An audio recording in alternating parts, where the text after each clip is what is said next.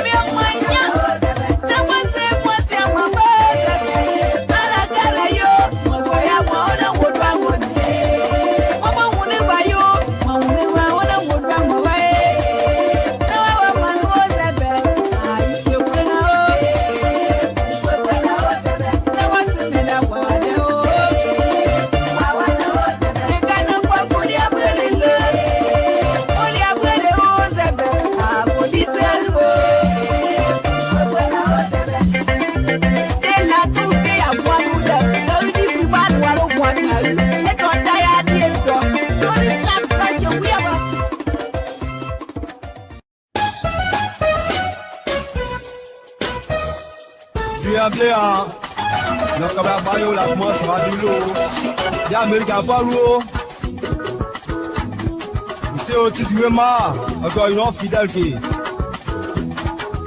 l'Amérique n'a pas bloqué nous. Quand il y a Sylvie, il y a un point qui j'ai vous payé presse. L'Amérique n'a pas bloqué. T'as mon bien de moi avec moi au Nde. En somme à plus. On va battre au moins néo. Mon temps dit est à mon ça va bien pour moi dit quoi. Avec la locale yo. Quand on soit du loin. Allez. Envoyez. Battu au loin.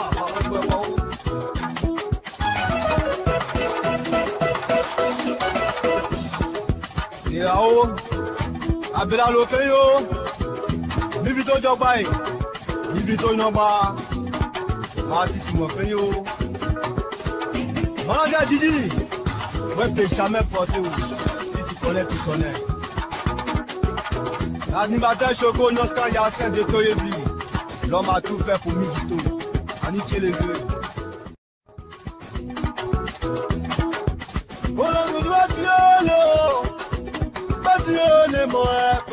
C'est moi, dis-moi.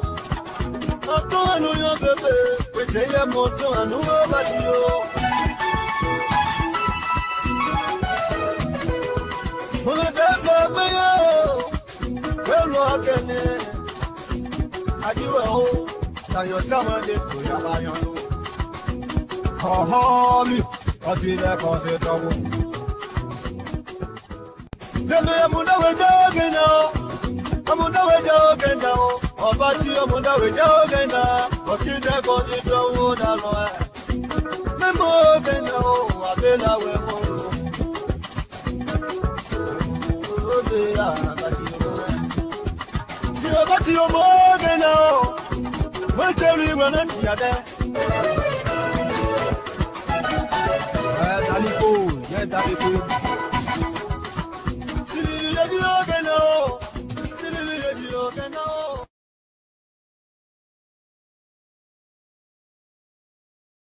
Ouais. Mais là, l'occasion, yo. Quand on soit du loin, allez, envoyez. Bâti au loin.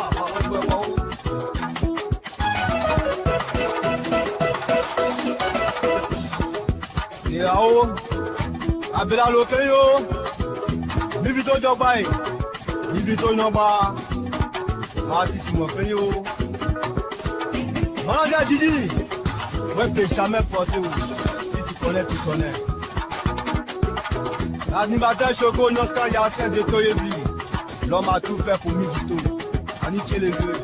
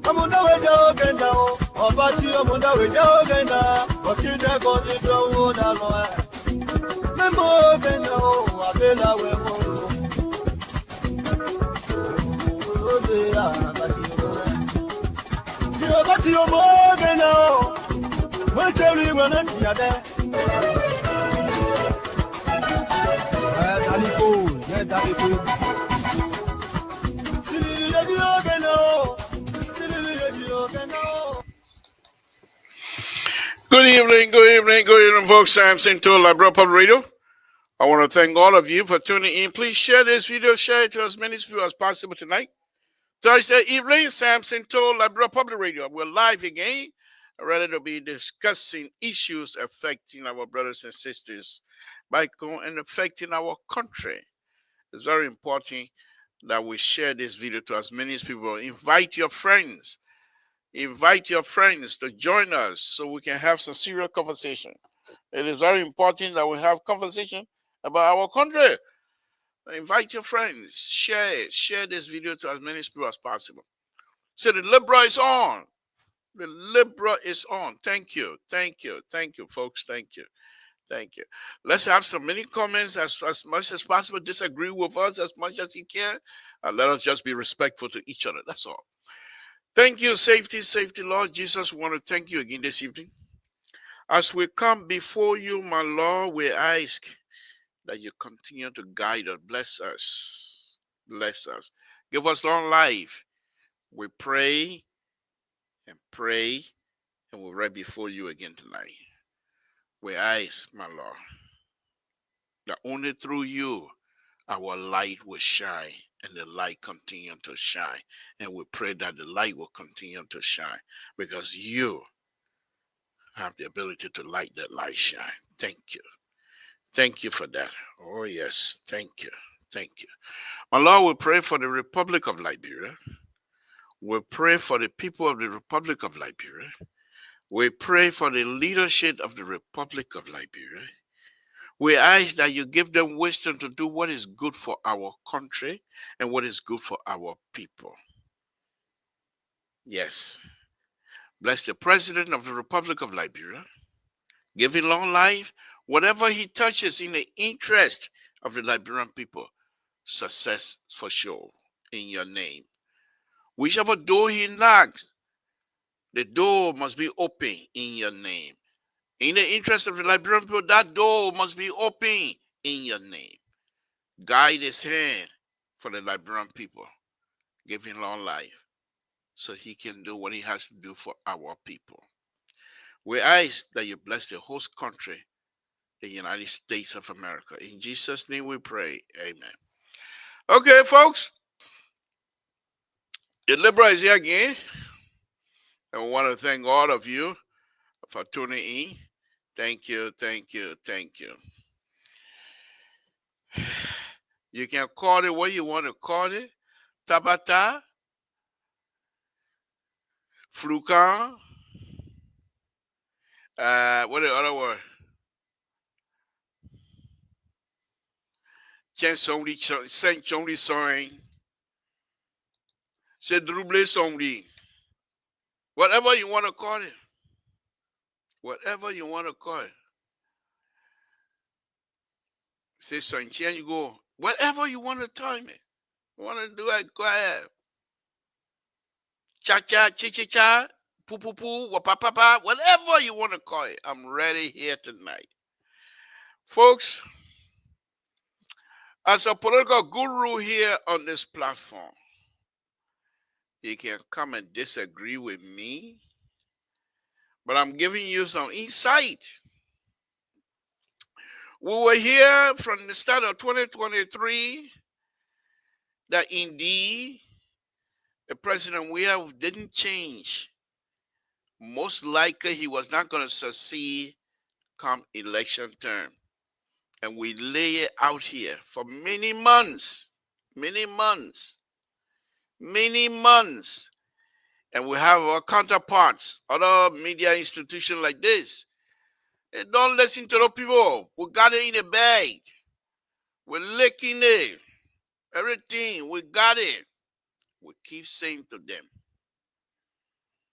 this is nothing. You don't have nothing. Because, you see, those of us that are in this business, I can say that I'm at the very top. I have videos upon videos of the COVID-19 initial stage in Liberia. Young people, sedition, were tearing CDC t-shirt and putting it in the mud. You see, let me go back a little bit. And perhaps many of you will not remember it because many of you don't, most likely were not even alive at that time anyway. Back in 1979, I'm going to make reference to that. I could go back all the way to 1950 or so. When I was still in my 30, 1950, I was still 77 years old. Okay, I can go back to that. I can even go all the way back to Samson War, because those who fought in Samson War was able to lecture me, Samson, too, as a young kid. But I remember those things because when we sat around the fire, Ome Mambo fought in the Samson War, and he would tell you some of the things. I remember those conversations. I remember Daw also fought in the South, fought on behalf of the Liberian government as an army, but they told us the story. But I will not go back there. I don't want to bore you that much because many of you, it's not like, oh, as I am, because the 1950s of 1920 something was, I was only 77 years old. So I don't want to bore you. I'm walking, but yeah. But let's talk about 79. 1979, how old was I? None of your business.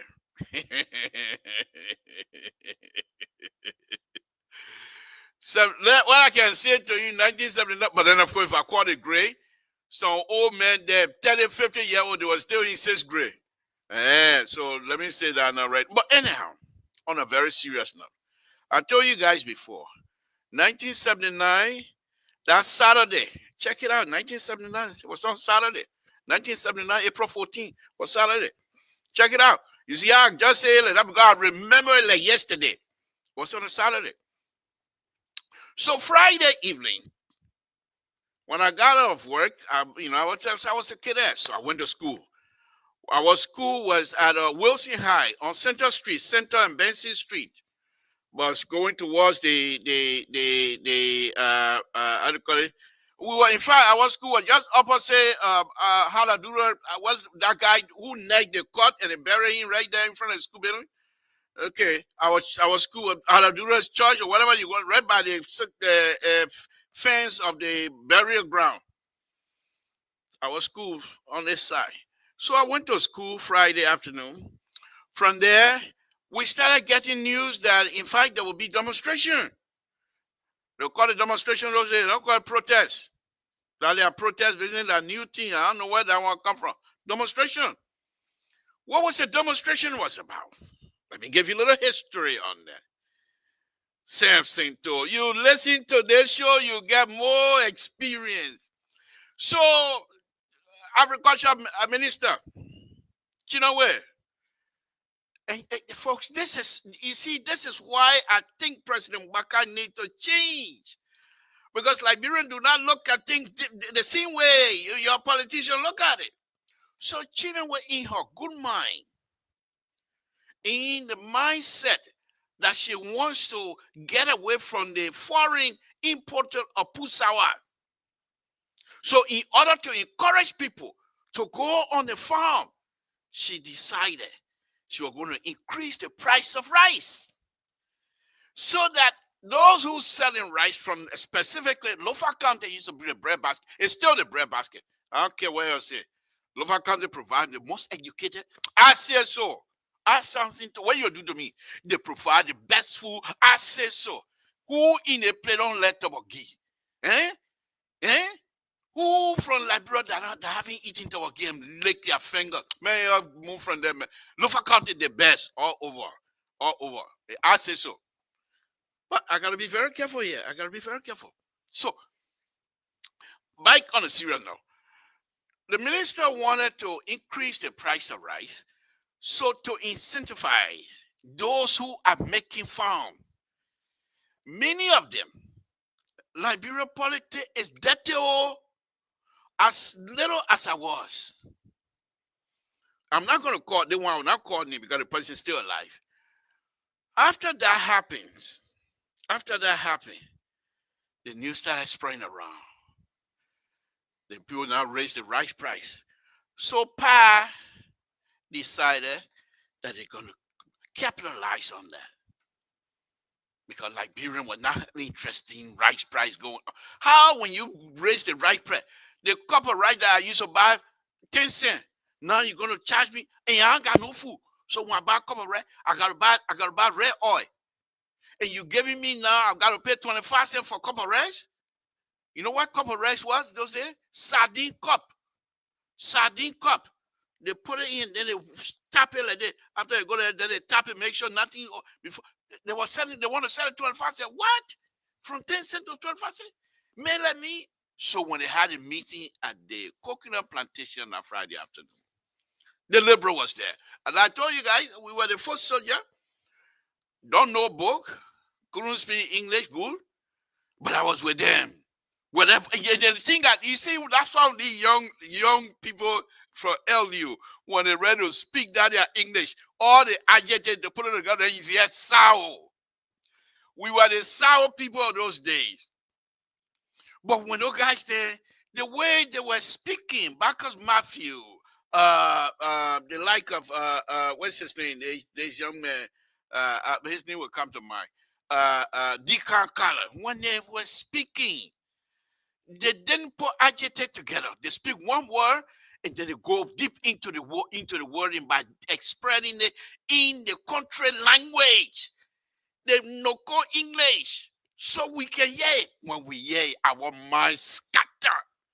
Everything about the government scatter. We don't want to see any of that because we were so hot now.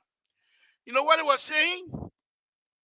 So what, I'm not going to call this from this point until to another line. I'm not going to call it.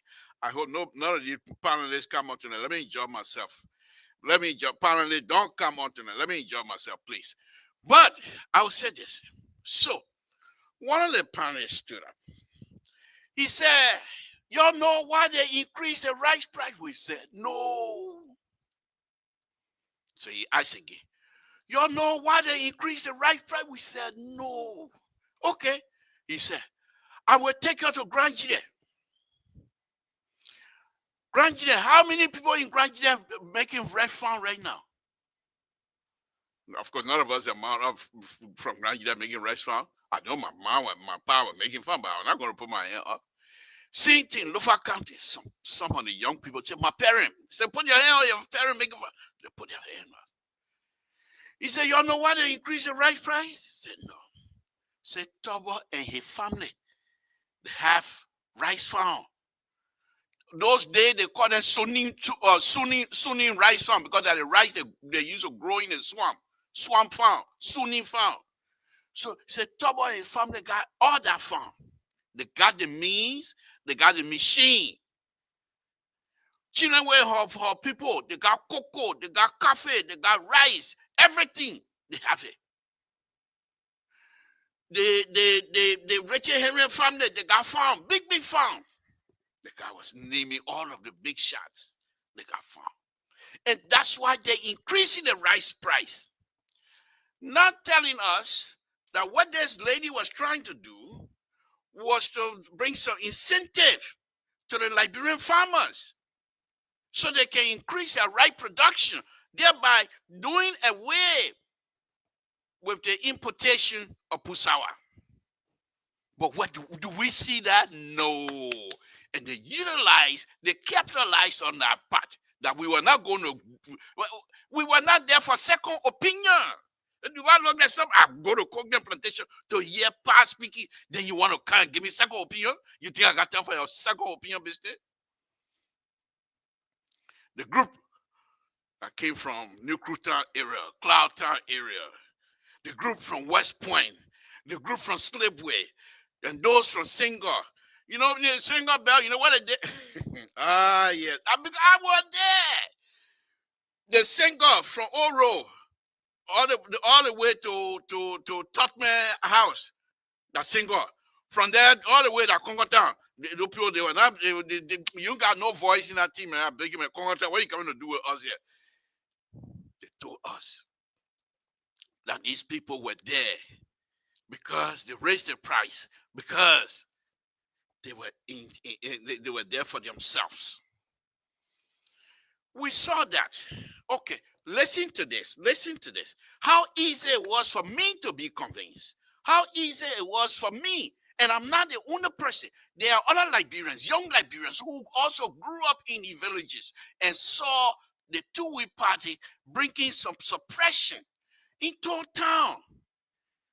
If it's tax time, $10 for house tax, and if you don't have your taxes, the kinds of punishment in my town, right before my own arbor, Kolo, the kind of punishment you're gonna get, it's unbelievable.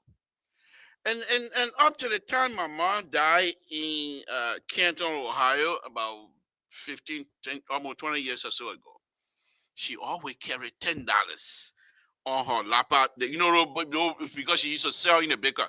So they don't do poise business. You take your money and put it on the lapa nose and tie it. So she used to have $10. So when somebody comes, even when they don't know her, she don't know you, but the person crying for help, because then I put the person down, tie their hand behind their back, they put their knee on the rack, sentimental rack. And I say sentimental rack because I'm an engineer. So I put time into it. What kind of rack was in town that they used to put their knee? So when I went back the last time as an engineer, I looked for the rack. I saw it. I brought it. I showed a picture. I Google sentimental rack. I say so. Sentimental rack. You want to know what? They can't bust easily. And let me tell you that one. But anyhow, so I saw that if the person don't pay their taxes, they take their legs, their shin, and put it between two sticks and tie it. And then tighten it. You can hear the person crying in our dollar. It says, no crime man here that can help me. The people are killing me. As I'm speaking, and the voice that's still in the air, in my ear, as I speak to you. You can hear it. I can still hear it. So, the speaker will say, the taxes you pay, I now see in total. Those of you from the village, what kind of school you get? Nothing. I went home some time ago, almost 6 years or so ago, and I cried when I got to my school building. Not because I was felt bad for myself, but I cried. Things that I did in that school. I used to fight young kids, just my same age, but would travel miles to come to school.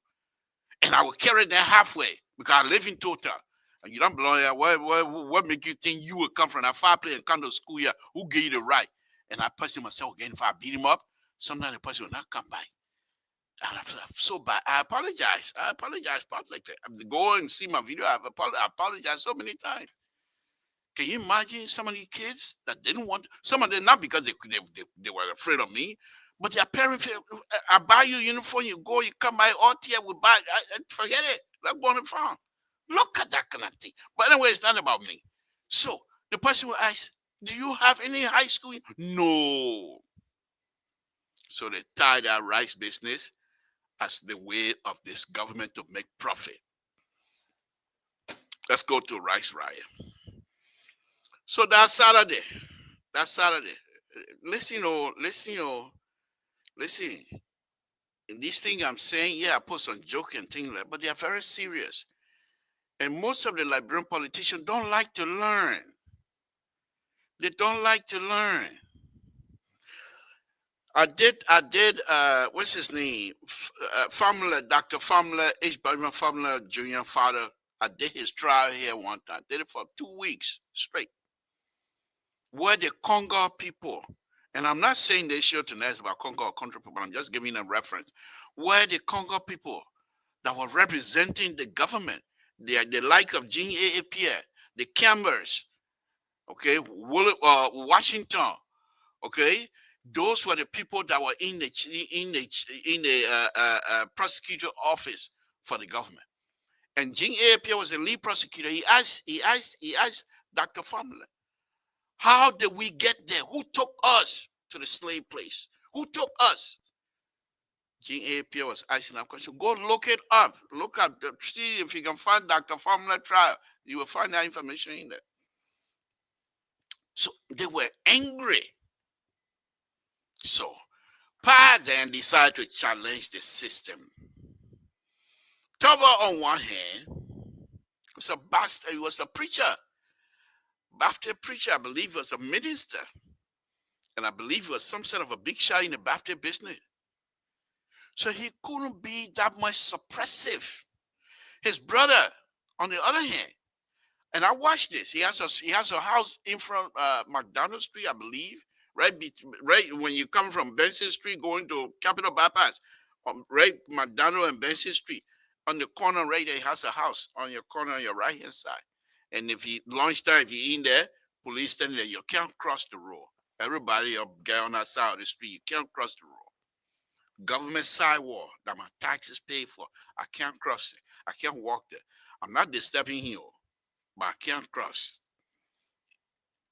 That's the two-way party.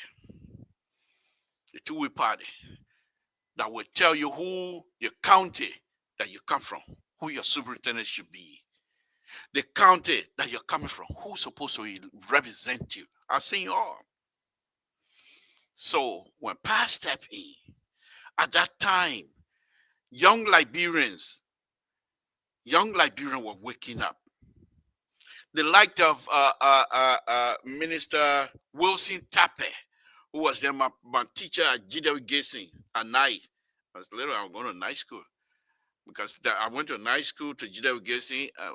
I believe it was 4th grade, GW Gazing at night. And then when I started working for Minister of Education, I started going to Wilson High a little bit. I was by that time, two-way party was my headquarters. Samson too. Two-way party was my headquarters. Beth Banner was my uniform. Man, please, I beg you, man. I'm telling you. So, Pa was telling the young people we were ready. But the interesting thing was, not many young people were quite up to par in terms of violence. Because when that Saturday, when they came for the demonstration, nobody brought any kind of stake, nobody brought rocks, nobody brought nothing.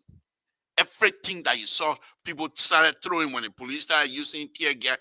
Those things started happening up Ken Johnson Road, up Broad Street. Nothing where the demonstration started at Power Headquarters. You will not find no rock, no stone, no stick. So when they got there, the night before, Tibote and his group. Samson too. You started political business for a very long time. Begin. Tibote group were not quite Tibote, the Sawyer, and the both people. They were not quite prepared for the demonstration.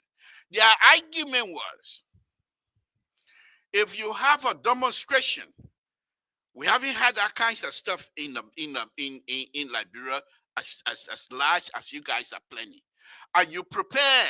Do you have control? Will you be able to control your people? You will not be able to. And all Tipoteh and his people are saying, let us fight these people through the court system. Let us fight these people through the balabaks. Of course, there's no chance of that. And Bacchus Mafia, it was like what they did here in during back what's his name? Martin Luther King and what's his name? The other guy, Malcolm X. Some believe in peaceful, some believe in clack. The way they deal with others, you see what we deal with that. So Bacchus Mafia and his people said, no, we got to go after these people. So the night before, that question was asked. And people in the people, a young guy, but very smart, intelligent, they call him Soiree. I don't know his first name. I want to know, I think, Soiree, but some Soiree. He used to have an afro. Those of you that watch it, if you know what I'm talking about, please say so. He used to have afro. Very smart guy. But those people started taking the line of Tipoteh and his group.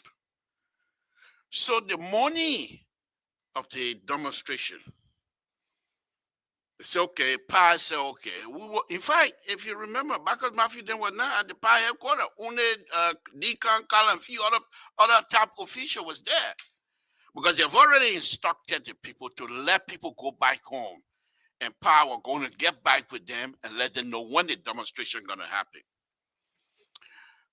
But the message didn't get across the night before. So they said, okay, when they come, we will let them know these are our people. That Liberia we're talking about. So when we got that Saturday morning, I put on my, we used to, Edward Bayan, myself, very good. He's like a brother to me anyway. So we had a army khaki. We took the shirt off and put a bash, B bash. It said, "Wash me." It's on the back of us. I wore my stuff. No.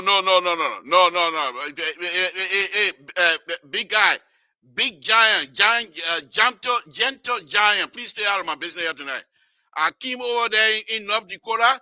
You beat me. So that here you can't beat me. Please stay out of my conversation. I here to can't talk about CDC narrative. Yeah, I beg you, man. I beg you. I will come to you when I'm ready. I you big Tubasi. He's a big guy. But sweet giant. He's such a nice guy. When you see him writing and things, but when you see him in person, you'll not believe that the other guy will be writing the kind of thing. Big guy, but giant, sweet giant. Tubasi, stay out of my business. But anyway, so what's his name? When we got around that morning, after I finished doing my whatever I have to do at the office, I came to the office. I came down, got in. But a week before, yes, another thing here I want to tell you right now. A week before, Dr. Bole was arrested and handcuffed. That day he wore white shirt with tie. He had a jacket. They took the jacket off of him. I saw him when they were taking him. That affected me big time. Because I admire him. And the fact that he was a crown man with PhD, because of him, I decided to go to school and learn. So they affected me. But anyhow, so when I went to PAP, because I knew where the headquarters was, I went there. So when we started sitting around, Deacon Carter stood on the table in the middle of this Adrian. So he started announcing to tell us about the demonstration going to be postponing. Then somebody stood up and said, but there are groups that are coming from New Crew Town, all the way Cloud Town, Town, all the way from West Point, they're coming. How do we deal with that? He said, when they get here, we'll tell them. Or those of you that are going to be going back that way, explain to them. While he was in the process, the other policemen, they said the man named Dempster, light-skinned guy with afro. He came. First, there was the army people that came. The army people stood by. All of them, they had their gun. They didn't say nothing. They didn't do anything. The policeman came. He said, by that time, now the crowd was swelling almost to 200-300. He said, all of those people that were standing on the sidewalk doing nothing. He said it will be pushed back into park property. They will get off the government sidewalk. When they pushed the group, people started falling into it. So they went, park office that right beyond PUA. PUA then got a name. I'm not going to pronounce it here because if I pronounce it, Facebook will close my show. So I'll not pronounce it. But PUA have a name at the time. Okay? So when the people started falling down, they went on Radar Street, the demonstration started. The main reason why I'm going through all of this thing here, when you get into something, the reason why when I was playing football, that I was good, because I study Agre, I study Mama Musa, I play, of course, I play against them, but they flock us. Wilson High went against Tottenham, Wellhurst, they beat up 500 to 0. we went against how do you call it? Tottenham, what's it? Oh, what's the other? Shadow Tower. They flock out 5,000 to 0. So that one. But when I came to the state, I took soccer serious. I started having these guys in mind. A great thing that I took from him was because I remember when I was living in Barry, Gray was living in PHP. But I remember every time you go on the football field in the evening time, he got a big log on his back running up and down the steps. So I started learning, because you got to learn. If you want to do something and you want to be good at it, learn history and everything else. And that's what these people refuse to do. So when Tower, those of you that can remember this, before the coup, after the music for Tower for April 14, Tower mistake. You can remember. April 14, Tower mistake. Okay. Think about it. So, on the radio one night, and I remember this vividly, one night, there was an issue, and the radio people decided to go to the market to interview people. And the market with me. When Liberian people tire with you, go up and down, they tire with you. They say, we don't want it people. The market with me say, we sell bitter ball, Tobo sell bitter ball. We sell coal, Tobo sell coal. Eh? Everything we do, Tobo sell fish. The people, we tire. It started. Tobo went to Nima.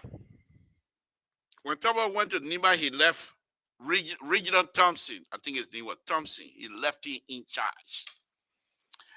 By that time, my ear was on the radio now. I was, what you call radicalized or whatever you want to call it. I don't know book. I couldn't read. Nothing. I was sixth grade student. By that time, when I started going to I call it Wilson High in high school, then I started reading. We had another professor, history teacher, but he always teaching about the Middle East, how the people were resisting. Oh, Liberian teacher and politics, hey man, they got us at that time. So anyhow, when the people started, this guy, Reginald Thompson, when Tower came by, he said, Mr. President, on the radio, Mr. President, when you were not here, the people, they call themselves PAD, they're supposed to be the redeemer of the Liberian people. I don't know what they're redeeming. They started laughing. The people are laughing. I don't know what they were redeeming for, who here they come to redeem. But they wanted to burn the Monrovia city from Rotherside all the way to Congo Town. Then they chant, we will not allow that. We will not allow that. When the coup happened, the entire country were in support of the coup.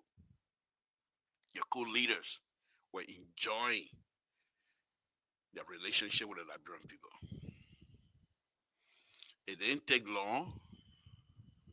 Sawa stepped into the coup. That Liberia. Those who were responsible for the coup, they decided they're going to have confusion among themselves. Some of us were thrown behind bars. But threatening, gunpoint in your face will kill you. Some of them used to say the cat that can catch rat have to eat a baby fat before I from ground you there now. So you know what I'm talking about. Ground people say in order for people for other different tribes to know that they're very serious, they will start with their own people. So killing you, crown people, you crown man, killing you is nothing to us. Because we got to show our strength. But we were spread by God. Thank God. It didn't end then. When they find out that there's confusion among the crew plotter, some people decided to exploit the situation. Confusion started. They didn't stop there. They decided to go to war. Because why? People disobey the rules. Any game you play, political game, football game, even eating, it got rules. You got rules. If you disobey, even eating, you disobey it, you got bloody mouth because you will chew your own tongue. You can't pour water in your mouth, swallow it. While you swallowing food and drink water, you will choke because you disobeyed the rules of eating. Sleeping, it got rules. Anything you do on earth, you have rules. You follow the rule, you do well. School business is school business. Oh, the other person no more. Got rules. That person set themselves up. They set their study time. That's a rule. That's a schedule. That's rule. They will not violate that. If they violate that, they will not pass.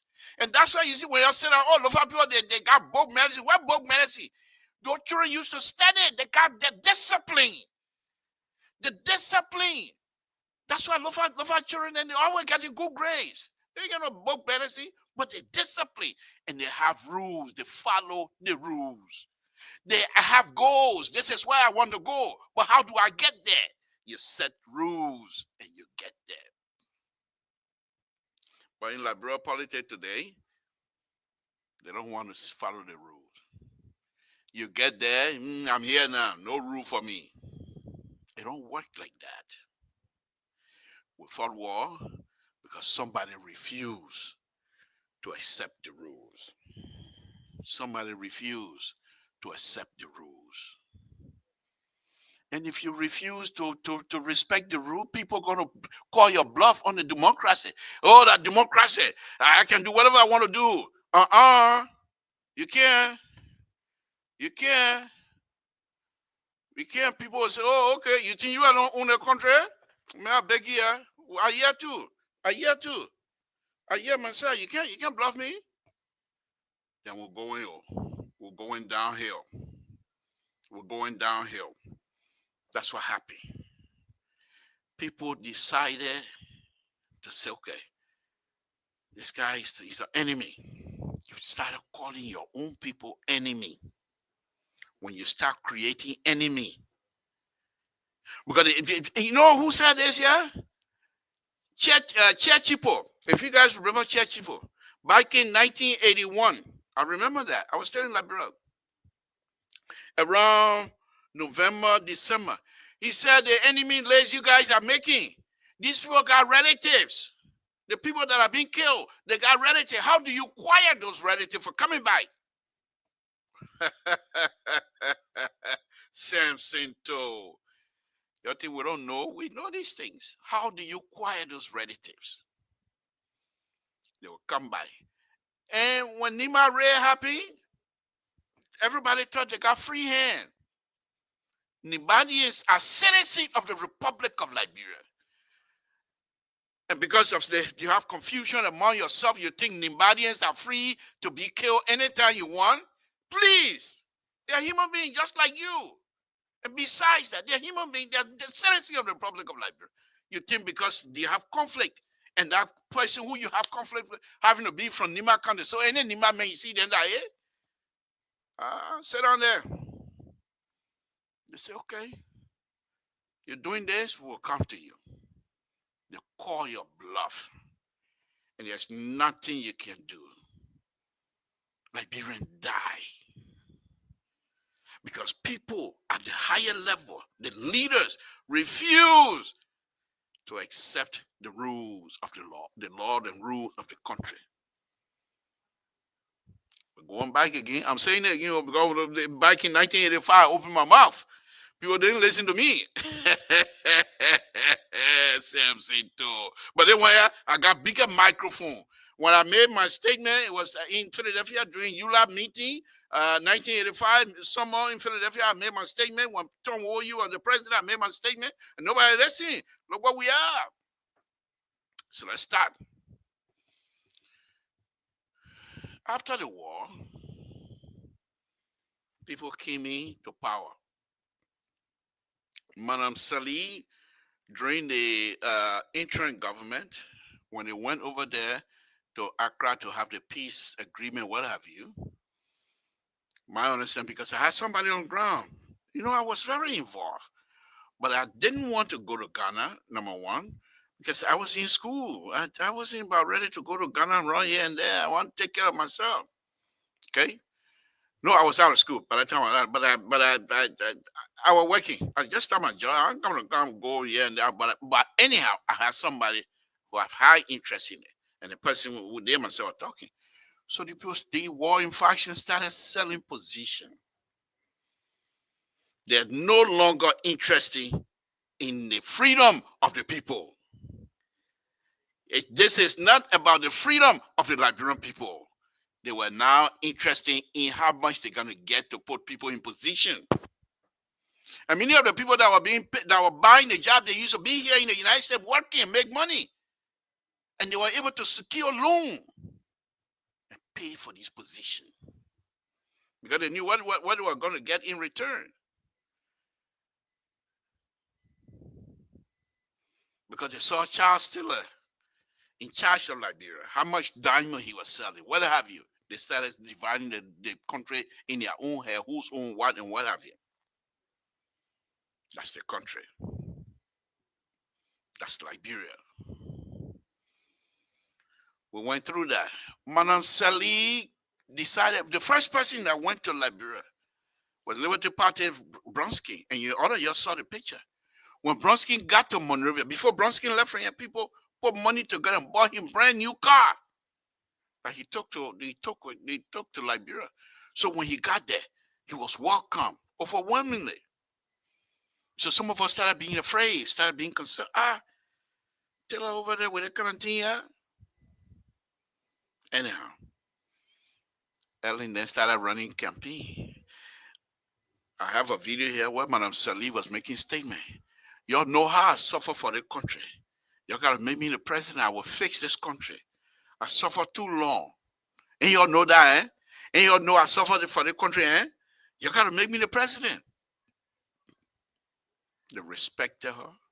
They believe her. The international community was selling Madam Salih as being the Harvard economic graduate. She will fix the country. And of course she did. But what happened?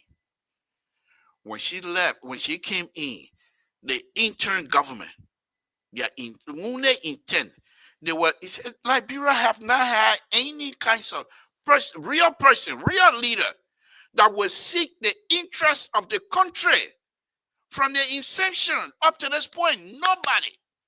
Give me one person who really came into power and said this is about Liberia. Oh, nobody. Up to date, I'm saying that. Nobody. Everyone is there for themselves. And I will give you one example after.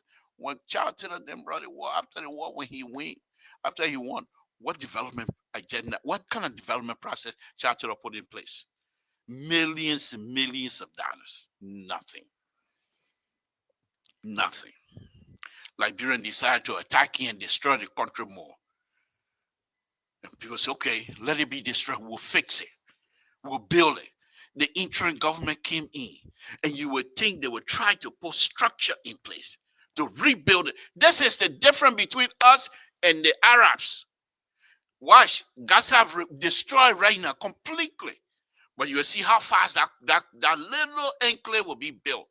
When the international community ready to send money, that country will be built better than Liberia. That country that you see dusty like that, USC. They've done it before. I worked with a guy who used to be an engineer in Gaza. So when the money comes, they make sure we build, but not in Liberia. So after the intern government, Madam Sally came in. She did well. All Liberian debt were erased. We start fresh. We have UNMIL, international. Jada was what was happening in Afghanistan. International community were putting money in there to feed their people, to feed their soldier. What do we do with that money? According to some estimate, $20 billion US dollar went through that. On a Madam Celia, what do we have? We have people who are selling oil black that belongs to the Liberian people, were selling it for themselves. We have people that will give contract to contractor that construction company that have nothing. They don't have the equipment, they don't have the capacity, but they give them the money so they will get back some money. You have the East International. They used to be a pipe supplier, a drainage pipe supplier. But because of some connection, they decided to bring them in as a contractor. Liberia, we're not going anywhere until we look inside of us and say, I don't care where you come from.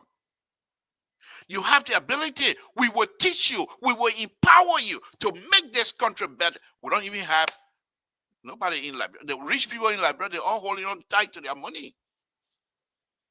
If you count the rich people in Liberia, they're not even 5,000 out of 1 million. The rich people in Liberia, Liberians, rich people, they didn't even reach 5,000. How are you going to build how are you going to build some sort of a middle class that's supposed to be the backbone of your economic engine? You can't make it. As a result, you keep borrowing, keep begging. You know the kind of president we want now in Liberia? Somebody who get drafted. Like I go to international, no, you're beggar, we beg you, you'll get us some money. We don't want shy people because the shy man can't go beg for us. When do we get out of this thing here? At what time? At what point? Madam Sally came in instead of giving us some structure because she's very sound.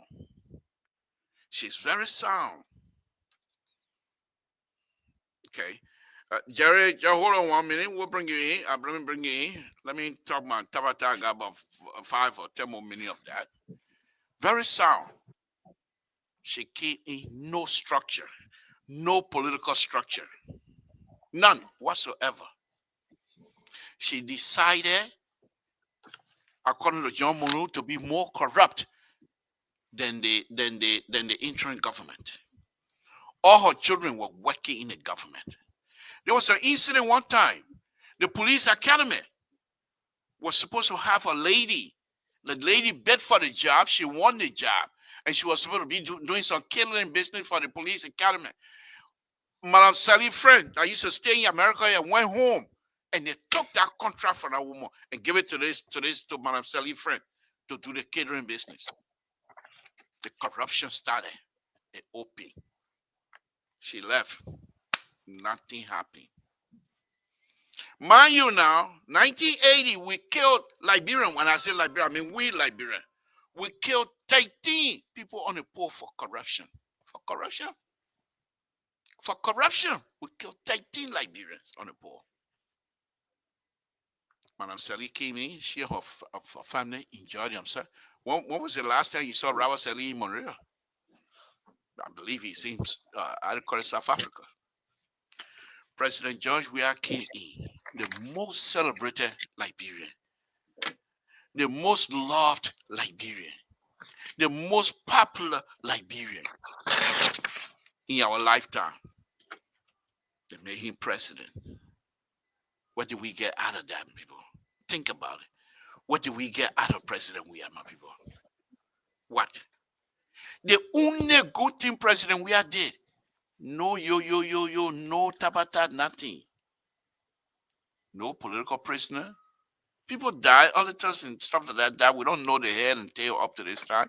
He didn't do any kind of good investigation, what have you. That's there. We said we don't want president. We brought in President Wakai. 1 year, not even quite 1 year. All of these things are happening. As you all know, I'm a strong supporter of President Wakai. And let me say this here publicly. I used to be on Liberia EFBC, but because of work and other reasons, I can't go there right now. But President Wakai for me is like a father. I never disrespected my father. Even here, when they came here in the United States to come and live with me, at one time he tried to beat me. I ran. I took him in front of my children. I took off my slipper. I ran. I would never go into disrespect him.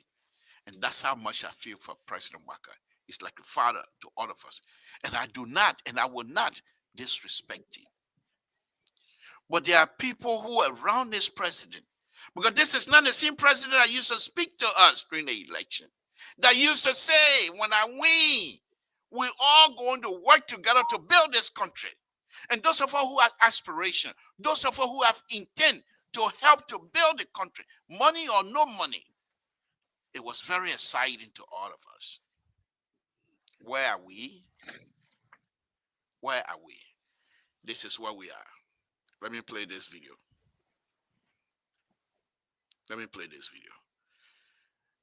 And then after this, I will talk my last time and bring Jerry in. Where were I arrested? As a matter of fact, where were I arrested? I was picked up. I got down from my vehicle. I was never at any protest site. I got down from my vehicle, Total gas station, to go and get gas in my car. Got down. While standing to the gas station, I saw 2-3 pickups of police coming to me, hitting me with guns, hitting me and holding me from all angles. As a matter of fact, I was glad yesterday that while I was at Central Prison, I had international human rights, I had the European Union, I had everybody going there to interview or talk to me about why is the reason that I'm incarcerated. Look, we believe clearly that Mr. Wakai is not proceeding rightly. Mr. Wakai is bringing us back. He derailed the process of peace in our country. For you to arbitrarily go in the street and start arresting citizens because you are targeting people, you are targeting opposition political opponents, only because you want to silence them, it's unfortunate. But this will not go unnoticed. I come from a political institution. We will be taking issues with those responsible.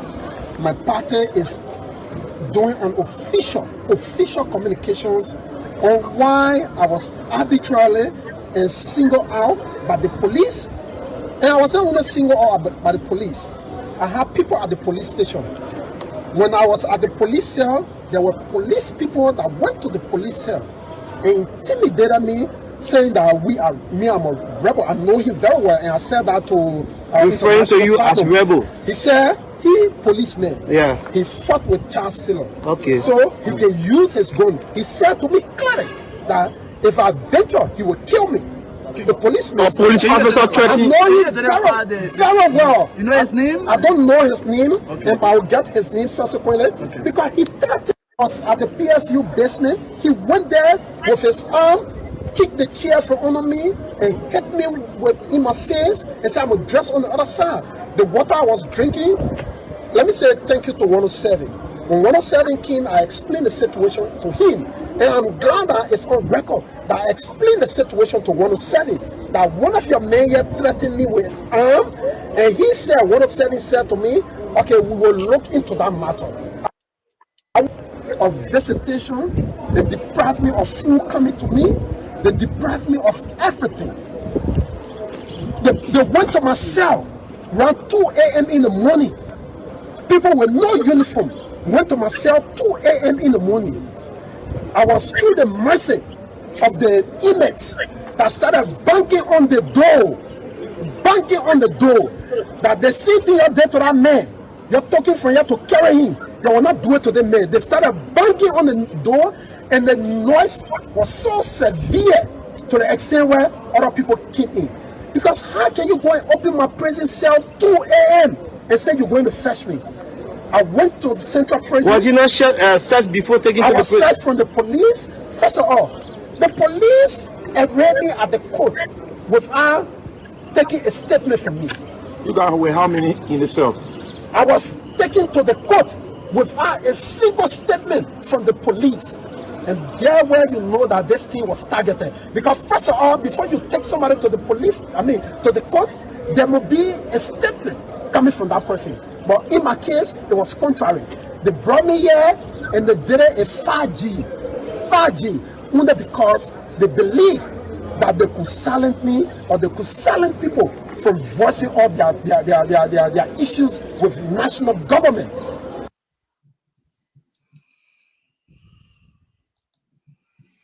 There you have it.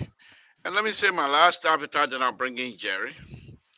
1 year into this government running, this Unity Party-led government, we're having all of these things. The issue here with Carrasco, what he just explained, these are things that can push you somewhere else. Unity Party going to have to change. The President Waka going to have to change. The trajectory is not going to take us anywhere. You got men. You know, that are all baby them running Liberia. You got men in Liberia. And when you do these kinds of stuff, in my opinion, you're playing in the hand of CDC.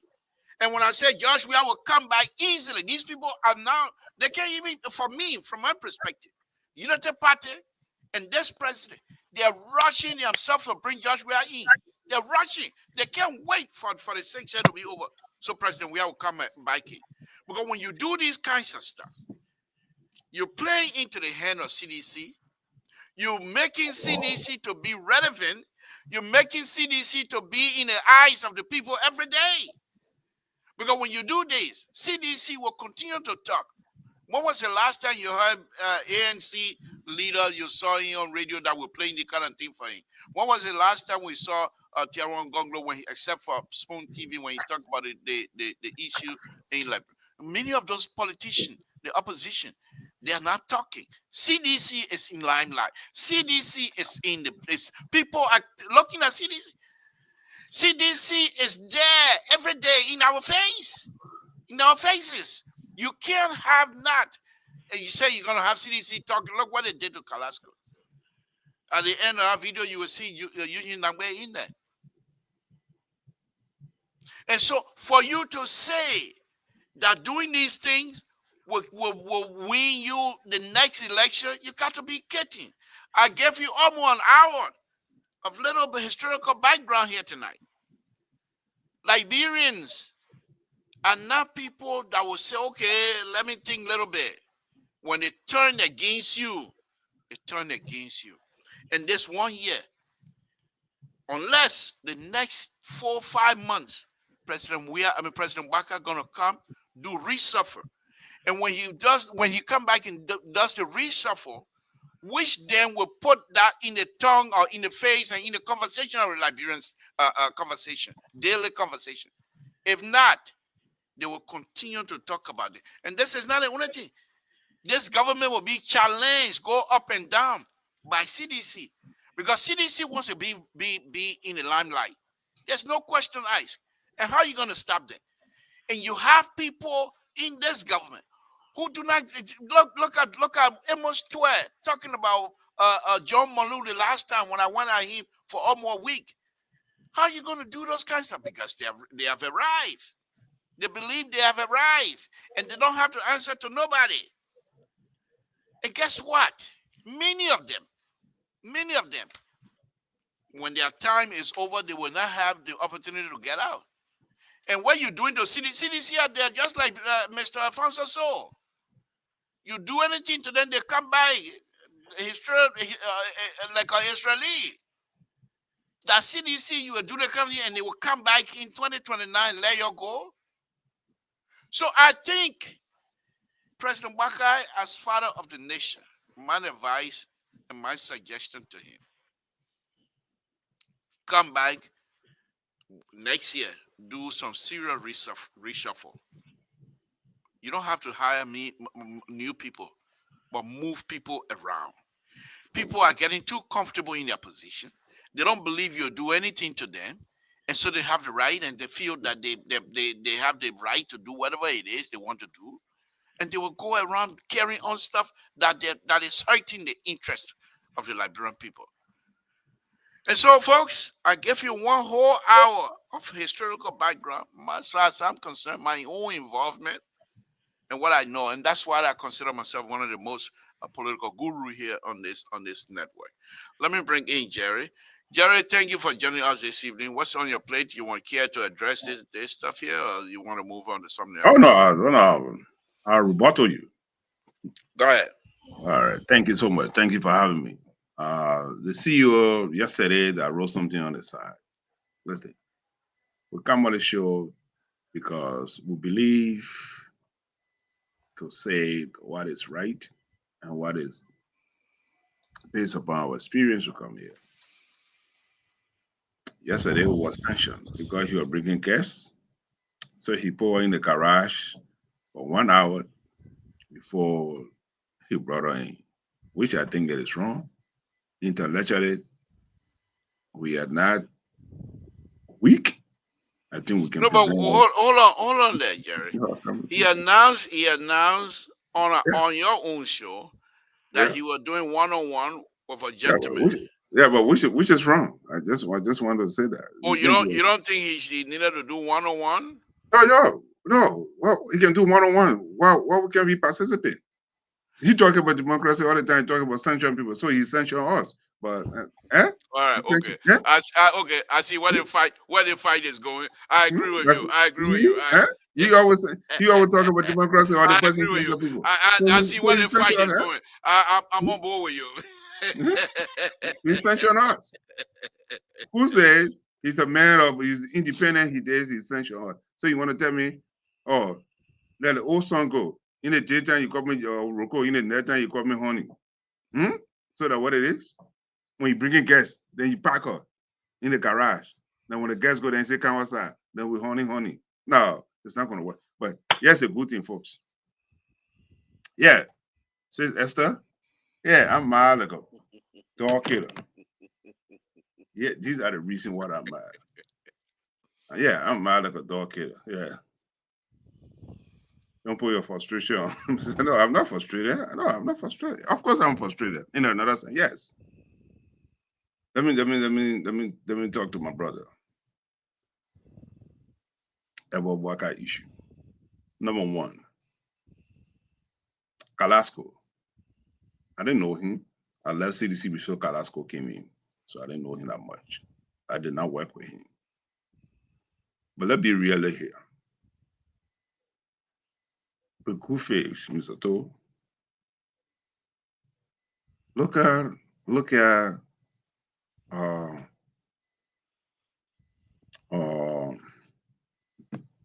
what the talk show radio Costa. Look at Costa. Costa property was destroyed. The Burnhill radio station down on a George Weah administration. Burnhill radio station down on Kerry Street there. Destroyed while he was there. Then the court, they went to court to return his property. George Weah administration never, ever gave his team back to Mr. Costa today. Henry Costa. Never, ever did. On a George Weah administration, people disappear after this time. We don't even know where they are. On a George Weah administration. Do I justify Kalasco went to jail? Yeah, the police, maybe they had a cause. And they went before the judge. The judge have to decide whether they had a proper cause to detain him, or the police had a right to detain you for 24 hours, or within 72 hours. 72 hours, they can release you. They got 72-hour window to detain you. Pending their investigation, they can release you with no charge, with no cost. They can detain you for 72 hours. If it's more than 72 hours, then they can file a hit or rubber couple for them to show cause while they detain you in the course through your defendant. So I just want to make that clear when it comes. Oh, Mr. Can I push back on that a little bit? Yeah, okay, fine. Go ahead. So the question that I'm asking you, this is what I think, truly believe you guys, the intellectual among us, are missing the point, to be honest with you. What you just explained to me here, that's an educational factor for me and many other Liberians that are listening to you. But the people in Sodin Wayne, they're not looking at it like that. All they know is that Carrasco was thrown in jail. 24 hours, 48 hours, they're not even counting that. So when Carrasco goes out, and the video that I just played, I think somebody just gave me.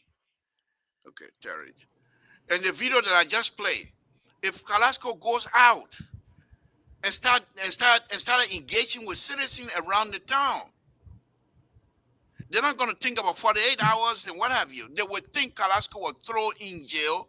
And if Carrasco says they did it wrongly because they wanted to prosecute CDC, who among sedition that will not believe that, Jerry? And that's the point you guys are not addressing. You are coming to this thing here. Listen. You are coming to this thing here from an intellectual standpoint. And I'm saying to you, intellectually, yes. But you cannot approach this like that.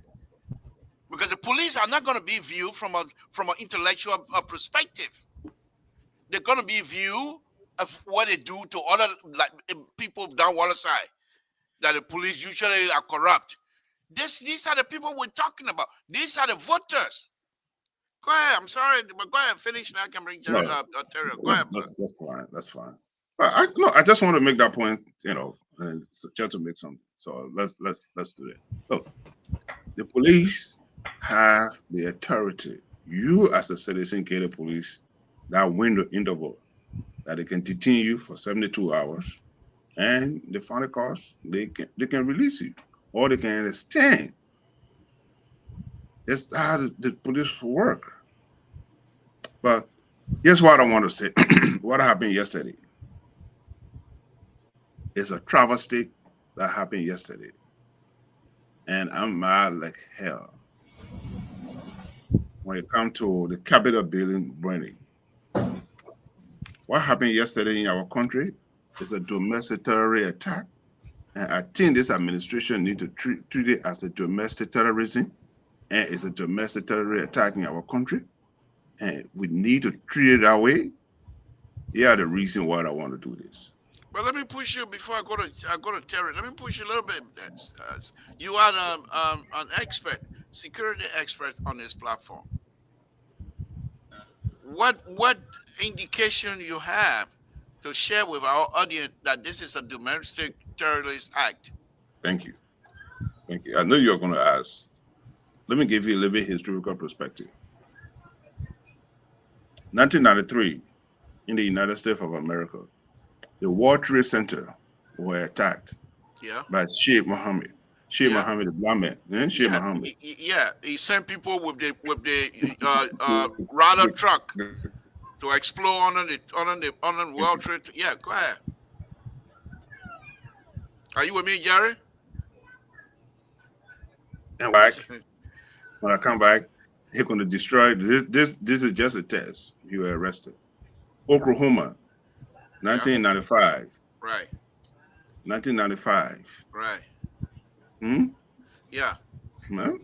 Yeah. They killed 168 people. Yeah. To make them big. Yeah. It blew half of the building up, the federal building. 1986. The Centennial Park in Atlanta, Georgia. During the Olympic. Thank you. Yeah. Okay. Go ahead. No, but all of the historical facts you're giving us, they didn't come to conclusion like this. They did an investigation. And based on the investigation, preliminary investigation, whatever it is, they start giving those information out. You have not initiated any investigation. No, listen. But you and the president, are now, the president used the word hooligans, and now you're coming here now telling us that this is a domestic terrorist. I'm not doubting you, because that's your area, and I'm asking you what kinds of context, what do you have for us? No, Whatever little stuff you have.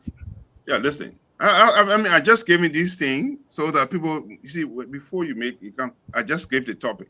Then the topic, before you start going into the topic, we're going to discuss is a domestic terrorist. That's the thing. I wrote an article about a year ago, and I warned the Liberian people, this is what's going to happen. Let's come back. 2023, November, I can't remember the exact day of November, Raw Street. Somebody drove a car. I think 1 or 2 persons was killed. Right. From the party headquarters. Right. And the car attacking Unity Party. Thank you. There you go. People were killed. There was a bicycle. If you can go see the video, and the bicycle took off. The person took off today. It was on a job with administration, and there's nothing is done. Today.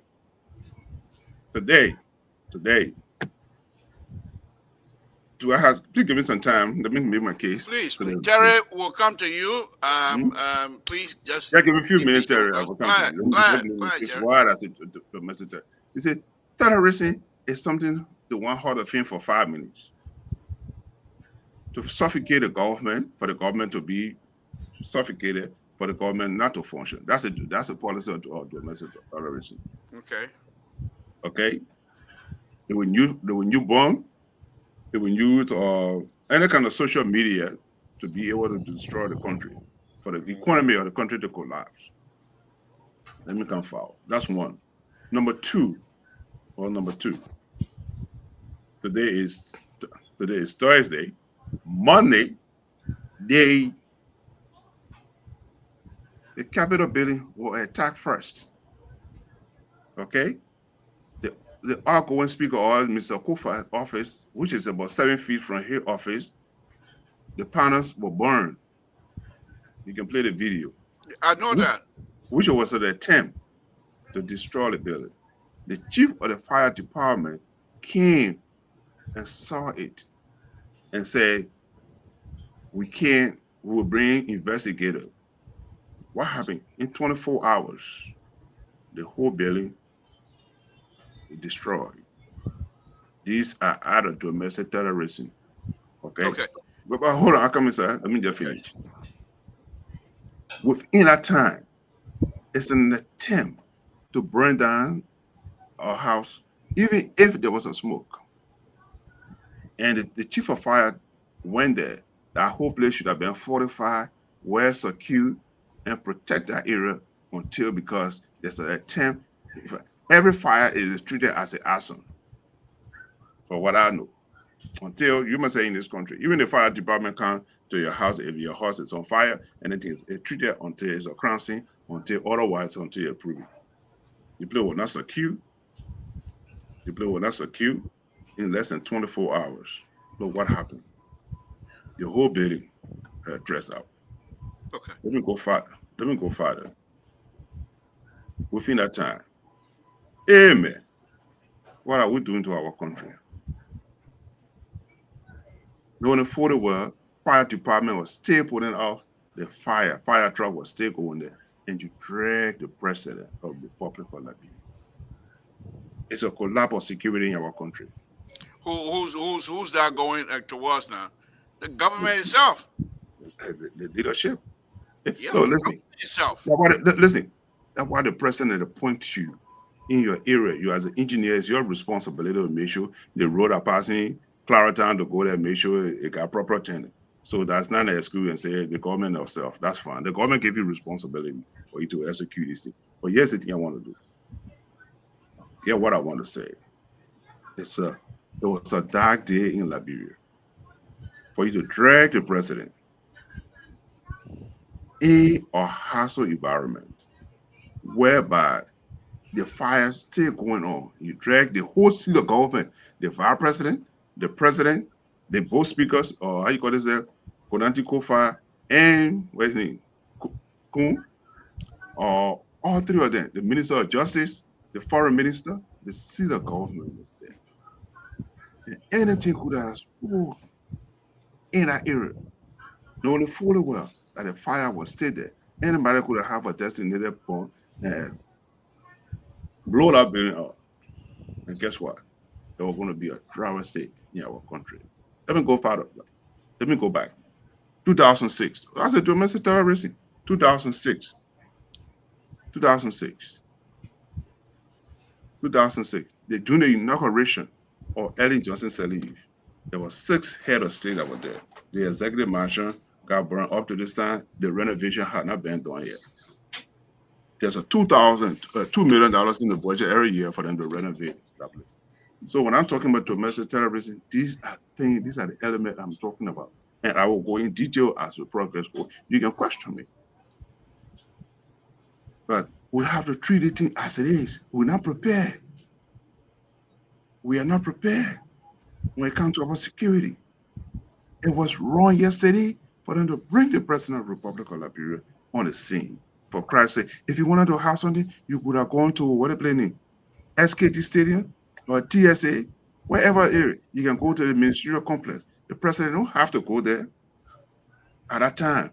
Whereby the place is a hospital, it was still available at that time. It was still putting the fire out. You don't even know whether we have compulsive or something in that area, in that building. Then you're going to bring the President of the Republic of Liberia.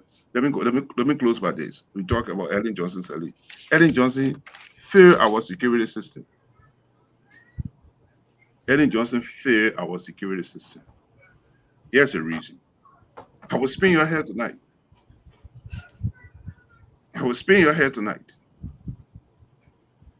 Ellen Johnson failed our security because guess why? When she took office, she changed the name from EPS, from Special Security Service to what? EPS. That is not security. And guess what? For 12 years as a tenant, she have on-mail. If on-mail were there, you think they were going to bring, or you mail on-mail, on-mail. If on-mail were there, you think Ellen Johnson was going to go on to the Capitol building yesterday? No way. On-mail will never, ever allow Ellen Johnson to go on the scene with her vice president. No way. On-mail was never going to allow it. She kept the international security there until she left office. Look at the strength of the army right now. We got 1,500, 1,500. In the Republic of Liberia with 5 million people. The only place we have right now is Tori. And let me say Tori, Sheffrin. After Sheffrin, the rest of the border, they are vulnerable. Up to this time. But you know what you were afraid of? Because you were afraid that she was going to be overthrown. So for that reason, she marginalized our security system. Every time, the Excellency, I'll discuss something with you sometime. When it comes to security, of course I do. Ellen Johnson, look at today. The police cannot, even if you go to the Vera County, the police, they're not even. Let's forget about outside Monrovia. Don't forget about outside Monrovia. Look at Monrovia. What the thing that blew up with Johnsonville or Wet Plain, outside Monrovia, Crusoeville. Go see. These places are vulnerable. They are just 30 miles outside Monrovia. And security is very fragile in our country right now. I'm scared. I'm afraid. Domestic terrorism is an act to destabilize the government. And it's not only this government. It's time for us to start looking at it. Some of us, we are writing article over article on these issues. If Liberia prepared, I wrote an article on cybercrime. These are things. Today we are going further. I just gave you these outline. 2006, 2013, 2024. What happened? People are not addressing the issues. Thank you. Thank you, Jerry. Thank you very much for that historical context. So I think you and I share the same passion of looking back in order for us to do something good. Let's bring in a young man here. Terry, thank you for joining us tonight. What's on your plate?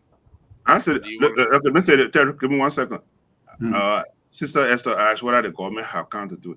I'm speaking as Jerry Barker, and who's telling this thing? I get a degree in Homeland Security. I get a master's degree in Homeland Security, and if I see the pattern, I can relate to it. This government, I have to say to it, but I am saying I get a master's degree in Homeland Security. I get a master's degree in in leadership. I get a master's degree in U.S. intelligence analysis. Thank So you. I'm speaking as based upon my education and based upon my experience at the pattern. This is what happened. So I'm speaking in regards to that. Thank you. Thank you. Terry, let's bring you in. I don't even have a GED. I'm still trying to get my GED. No. But no, on a very serious note, Jerry has studied this thing for a very long time. He started into security business when he was very, very young, in his early 20s. So he has a wealth of experience that we know. Let's hear from you, Terry. Terry, what's on your mind? Thank you, Mr. Bacon. How you doing, sir? And No, also to you. I'm pumped. Let's Esther say I'm vexed. Yeah, I took off my jacket. Said, I can see that. Yeah, actually, several things is going on, and what you share with Galasco, I just want to give a little bit observation.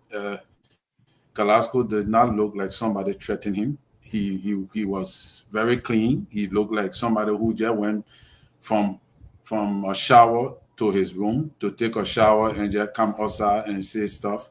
I don't see anything on Galasco that looked like he was intimidated. He was under some pressure. He talked about somebody kick chair from under him. I don't see bruises on his body. I don't see nothing on his skin as like somebody attacked him. Galasco was taken to a court of a competent jurisdiction, and the court gave an order for him to be put into detention. I don't know for what reason whatsoever. That was never established.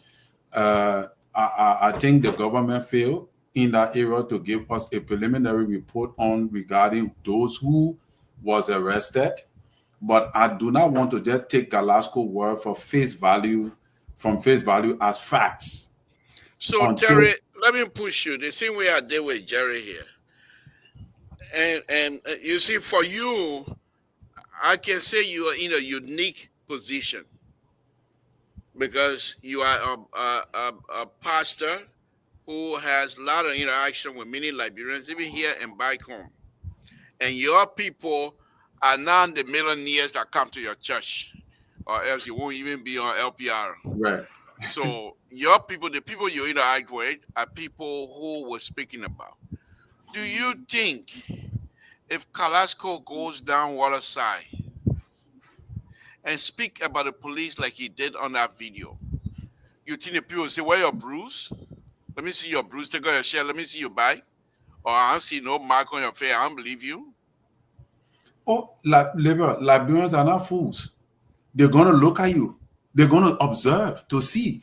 But Okay. look at what happened today. Do you see Galasco position taking any real stage in the political landscape of Liberia today as compared to other times and other prisoners of political prisoners and all of that? Did you see it? Even the Safoko man today, and that's what I wanted to talk about. The Safoko man today that came out. I saw a bunch of grown-up beginning where he go. Terry, I just gave you top of the language you use that top of the language you grown up behind that top of the, that's how top of they used to describe us. No, listen now, Labor, no. The reason why your own was different, it was because your own were organic. It was a revolution that none of y'all came to power. At that time, President Doe was never known. He was not in power. He was fresh. There was no corruption. You people were doing it for the love of country and the suppression you guys were under. It was organic. But the thing that we're seeing today is not real. The people know. The people know that you're fooling them. Because you fooled them for 6 years. Okay. You were in power, and you're not only fooling them, you are still in power. And the people have seen the amount of money that have gone through the Capitol building. The people are not stupid. That's why you can't get them to protest for you, because the people know you. The people know you're not real. The only thing you can do right now is to pay people to support you, because Liberians know you. Why you think Liberians are not rushing into this thing? They're not rushing because they saw you already. They saw your 6-year leadership. They know you. Like what Mr. Bacon said, look at what they did to Costa yesterday. Just yesterday, look at what they did to Costa. Somebody even asked Safoko on Spoon TV. They asked him, they said, when Yeke Koluba, is this not the same Yeke Koluba that you said that if you talk anything against the president, you will be him? They're asking that question. He couldn't, he fumbled. The Safoko that say he revolutionary and all the kind of thing. Revolutionaries do not burn down Capitol building. Revolutionaries, they protest. But They let are me ask you advocates. this. Wait a minute. Look at two of you come here tonight No, to but actually put me in on the bus here tonight. no, But I will fight going on the bus. Why your evidence that you have? You know, let me take this serious. Hold on 1 minute. Let me be serious a little bit. I'm a civil engineer, but in my civil program, I did I wish it was here tonight. I did one semester of electrical engineering. When you have a building, when you build a building, you put all your electrical stuff, the socket, the plug, everything, you put it in there. And based on that, you calculate how much current that you want to bring into the house or into the building, based on all of your outlets and what is being distributed. After you've done that I still remember, after you've done that, then you go to the transformer area and you say, this is the amount I'm going to bring. You select the wire that's going to bring that thing in. There's wire that coming from the transformer to the house, and not the same wire that go through the house. The point I'm making here is this. You heard, in fact, Jerry mentioned that on Monday, the circuits of the whole building was burned. Now, if the circuit was burned and these people did not fix it, are we not to assume that perhaps this fire, just like the executive mansion, that building is old? The building is old. Number one.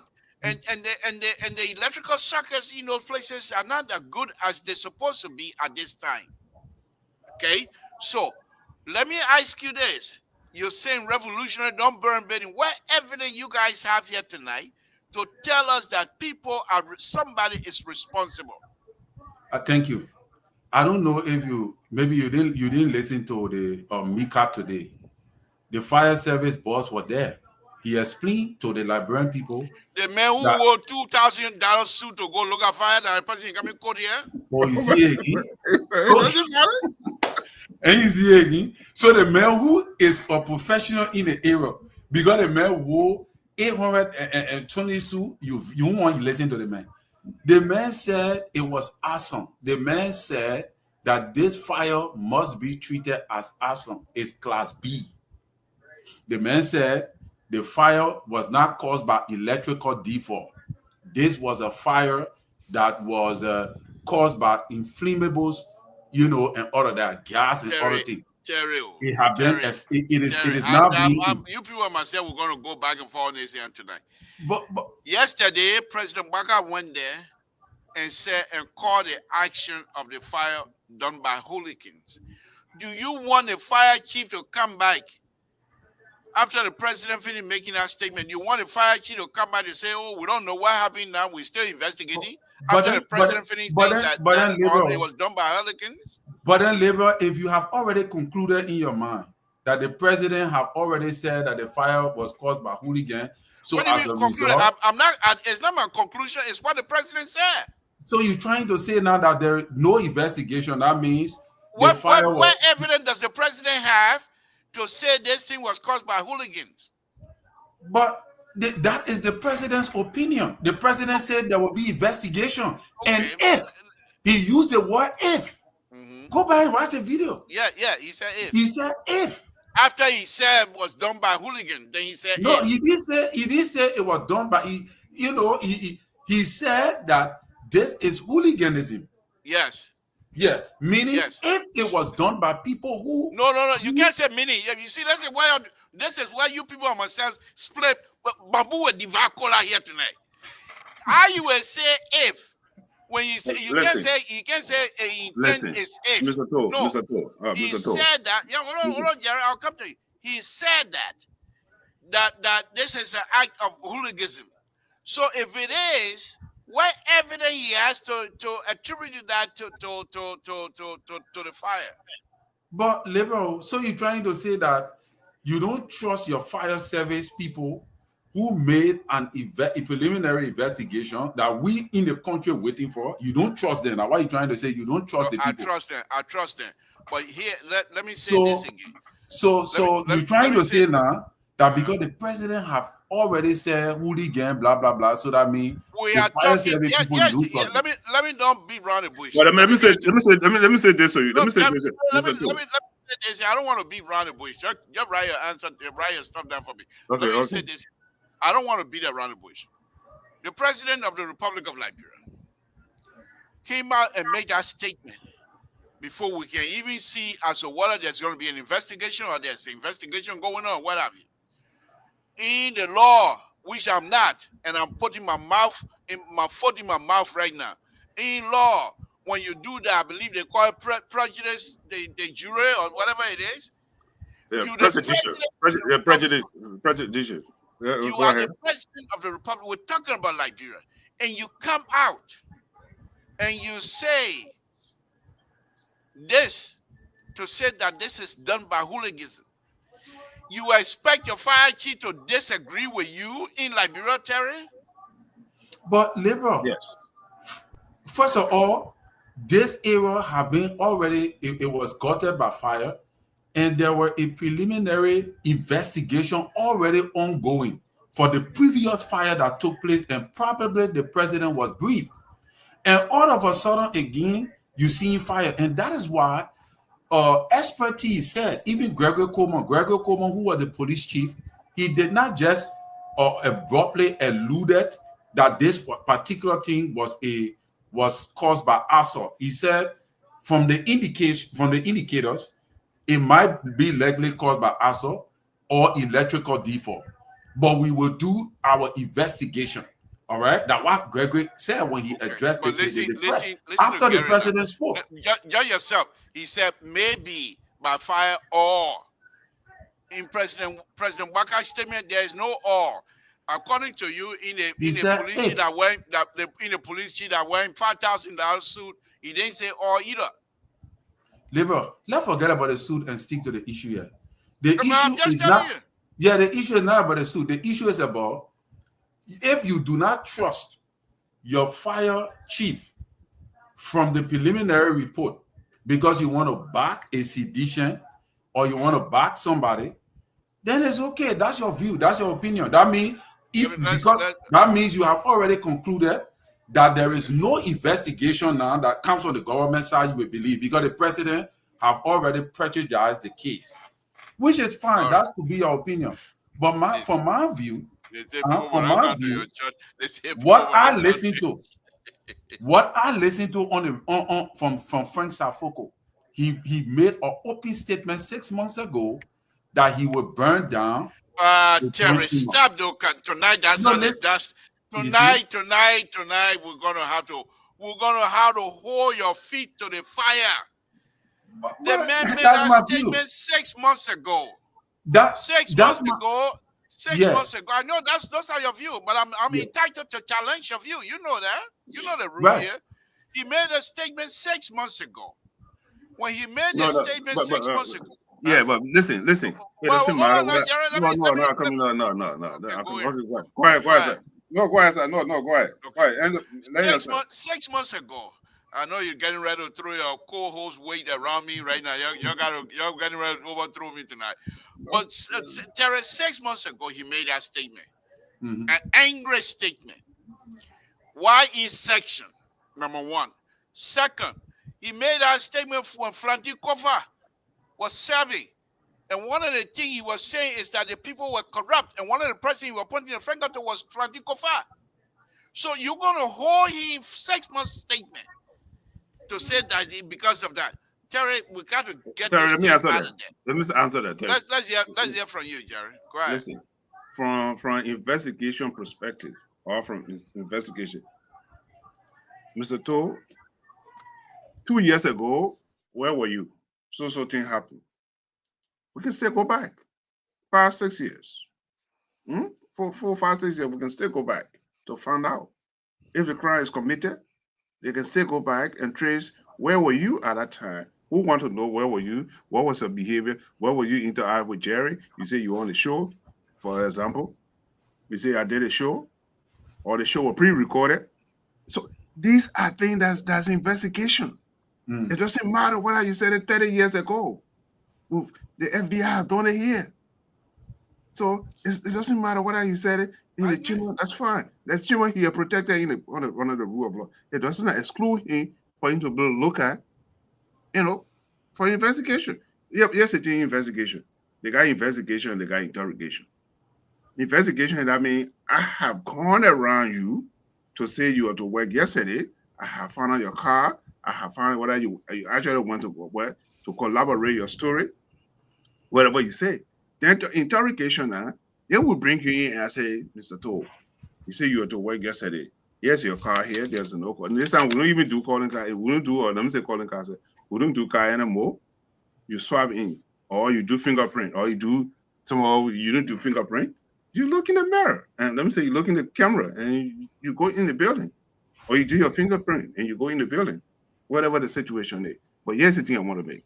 It doesn't mean because he said it 6 months ago. They just want to collaborate his story. What was their intention? What was you intending to do? And do you have people? All these things. So the question they need to ask. So you need to ask that question. But here's the thing. I want to make this clear. One of our sisters, she's one of our strong supporters here, Miss Clark or Mrs. Clark, Frederick. Listen, it's a pattern. We don't have to have for evidence, but it's a pattern. It's a pattern. When you see a pattern, that's why you connect that what they call investigation. This is happening, you're more likely to repeat. It's a pattern. You look at a pattern. Okay. Thank you, Terry. Let me come back to you, Terry. And Terry, please. Let me finish something. All right, When you say Mr. Buckeye. Mr. Buckeye said about the hurricane or hurricane or whatever. What happened when George Weah said the people who were found on Broad Street, he said they died from CO2. He said our girlfriend, boyfriend business. No, but regardless whether they are boyfriend or girlfriend business, these were people who were working in the government, and we are lost or individual who were working with the Ministry of Finance, the Auditing General, and we found a 2-person in the car, and he said they were boyfriend and girlfriend, they come from on the beach, and he said they died from H2O. So you must have sitting there in the car when we are driving. In the car, we park, ain't no traffic. Then everyone are going to die. He came up with a conclusion. Jerry, and what? Listen, I just want to say. So, Jerry, hold on. Sir. Yeah, two of you really turning me over tonight here. These were the reason that we saw, and for months and months. Bringing it to the Liberian people that this man, George Weah, is not fit to be president of the Republic of Liberia. And we listed those things as a reason because of jumping to conclusion of his lack of ability to express to the Liberian people what was happening. His people disappearing, and the way we felt that he was abusing the people's civil liberty. Now, the same thing, similar stuff is happening under this president. And then we're going to go back and say, what happened to President Weah? That's what we took him out for. I'm rebutting your statement. You made it because you said, this is what Mr. Bucker said. So I said, listen, this is what had been said before. There's two. But that was the reason, and I'm telling you now, that was said, and we removed that person. So because Waka doing the same thing, you want us to remove Waka now too? Listen, but yeah, of course, We can wait for 2029. It left for the people to make a decision. Okay. It left the people to make a Once decision. once you're prepared for that, because you are not only a strong support, you're just like a son to the president. Once you're prepared for that, then that's fine. But 2020, listen, 2027. If you say you want a woman here, your partner will make a decision and say whether I want Terry or I want Jerry back home. The way you will present yourself, they will re-elect him. What make you think? What make you think if a woman can and all three of the woman will leave me and come to you and Terry? I beg you. Look at the fear. Well, seriously, the way that's what politics is all about.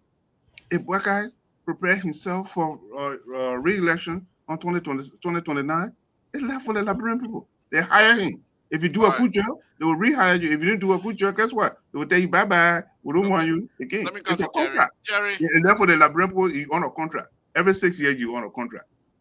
They either renew your contract and say, you know what, your contract is over. Thank you. Terry, let me come to you. I'm still going to hold you, lead the boat people to Jerry Den. Let's go down to Waterside. Let's speak the Waterside English. You want to tell me that today Liberians are smart enough that hopefully they will not be trucked to another county or another place for voting anymore. I hope that's what you're saying. Are you saying that the people down Waterside, when Carrasco was to go to the place today and narrate his story, you will have more people doubting Carrasco than people believing him? Is that what you're telling me here tonight? I'm squarely telling you that because let me tell you, on that. That's fine. I don't want to say this, but I myself been to prison before. In Sierra Leone, people saw me. They said I'm a mercenary for Charles Taylor. At that time, there was this. You tall. Yeah, you look at Burkina B. You even look at Liberia. The people caught me to Genema. They caught me to Genema border. And when you told them you Liberian, they said, no, you Burkina be. No, they knew I'm Liberian, but they said I'm traveling. The man that look at me, the guy that saw me, he said I look like a mercenary for Charles Taylor sent as a reconnaissance. I will pick up from Genema to another town. From that town, they passed me through Kujum, Banajuma, all the way to Bokakwa and put me in prison. At that time, Fode Sango was still alive. It was just when I entered the prison, I was like 1 minute away from the truck that have just left with more than 25 to 30 Liberians that was taken to Patama Road in Freetown. The only thing that blessed me that was God. So when I'm telling you, and I met Mende or Kamajor. Mende Kamajor, then I came to the window and spoke Mende. Luckily for me, we were 3 that were arrested. One among them was a Liberian guy who was a former ATU. He was pointed out he came from another border point. He was pointed out by one Fula man because the Fula guy knew him. That how can the Fula guy pointed him out and he got arrested and he joined us in a particular place. We were arrested in Zini. Anybody who know about Sierra Leone, that knows Zini, I know Zini. That we were. So when we got to the place, the man spoke Mende. He said they will kill one of us and give the body to the other 2 persons to eat it. He spoke that in Mende. So when he talk about threat, somebody threatening you in prison, I know what it feel. I know what it's like. Your demeanor. There is nobody that you come from under that kind of pressure or that kind of threat that you will be discussing that kind of issue. Normally, the normal thing that nothing happened to, that is just normal. You will be traumatized. You cannot be normal. So, that's why I just look at people, they take things for first face value. Somebody there jump on and say, first of all, where does Galasco come from? Galasco come from CDC. Do I expect him to I expected him to even make the information even worse than that. He even helps her. He helped. Because if I was the one, what do you think I was going to say? What you expect? If to say Galasco was neutral, I will tell you, say, that information is 100% believable. But as it stands, Well, the hold only on. way, let me tell you the only way I will Let believe me it. hold you right there. Let me hold you right there. Hold You on. told us that his demeanor does not suggest any kinds of trauma. But you're saying with that same demeanor, but if you are neutral, you are going to accept his explanation, even though he has the same demeanor. Which way we're going to go here Liberal, tonight? I'm not saying that he lied, but I'm saying I don't believe him 100%. Because this is the man that have been writing. Go look on his page. Go see the things he wrote about President Walker. Almost the things he said today is almost in line with what his projection have been about the president leadership. So you expect me, who sound and can rationalize, and I who have been under tension before, under that kind of tension, I was in prison for 21 days. The person who freed me was a UNAMC officer that is responsible to free teenagers that were being put in prison by those Sierra Leone police officers. The UNAMC, because she was able to recognize that I was on Banajuma camp.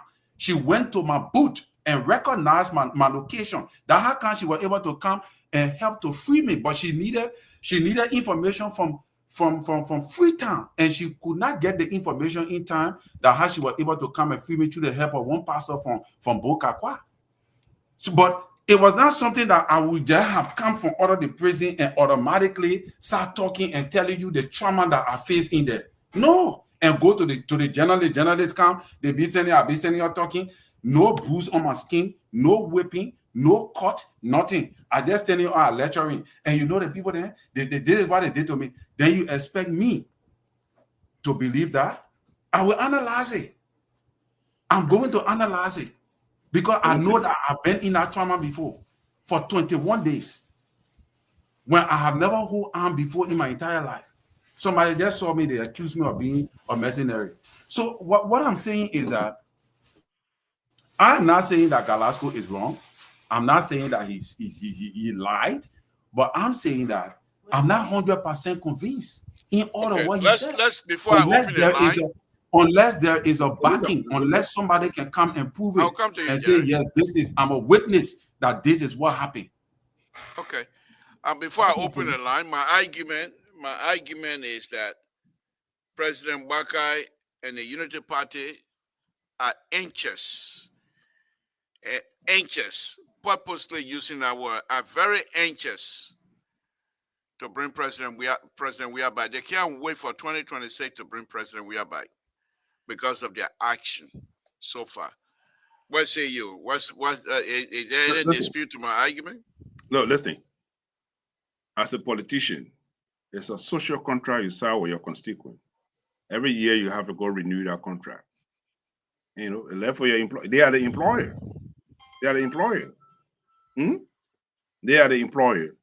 They employ you to represent them. That social contract is signed with them for 6 years or for 9 years. Representative 6 years, president 6 years, or senator for 9 years. It left for you for the people to renew your contract. But here's what I want to say to what is it, Calasco, Fiasco, wherever it is. You know. Calasco, Fiasco. Okay. Jerry. But yeah, what I want to say. Thank God we will have video this time. Watch a video when the police people arrested him. He was in the car with a handcuff on him, and they say you have anything to say. So tell me, when the brutality take place? He said he in his cells. Oh, Mr. Toll, look, I'm a former law enforcement officer. I'm still a law enforcement officer. Okay? You want to tell me, camera, they taking the man after he, but there's a contradiction. He said the people were cheering when they came to pick him up. No, I come in. No, before you make a call, the man contradicted himself. Okay, he said he was in a cell and the people might handle him.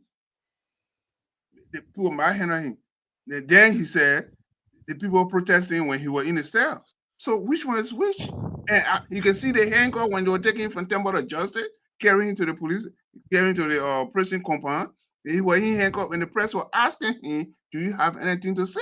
He said, "No." He said he went to get gas No, listen, at sir. the I gas know I station. want to That's say when he came the and get premise, him. but what we're talking about now is the point when he left and when he was being apprehended. He was in the custody of the police department, in the police, on the, Let me bring Walter Carter in. Eh? Walter Carter, I sent you the link. I don't know why you're not coming, but what's on your mind? Make it brief, please. Yeah, thank you, Mr. So, thank you for the show. It's late now. I know you're really closing the show. I could come in now, but I know you're really closing the show, so I decided to call in. Except you extend the time, but yeah. Go ahead. And We can say at the 3 o'clock, I will be fine. Today is one of the days I will put you on a pedestal. Today is one of the days I will say you conducted the show reasonably with objectivity. Unfortunately, your co-host and the wannabe pastor, wannabe politician sit on this platform and put his credibility. Hold on 1 minute. Let me merge this call.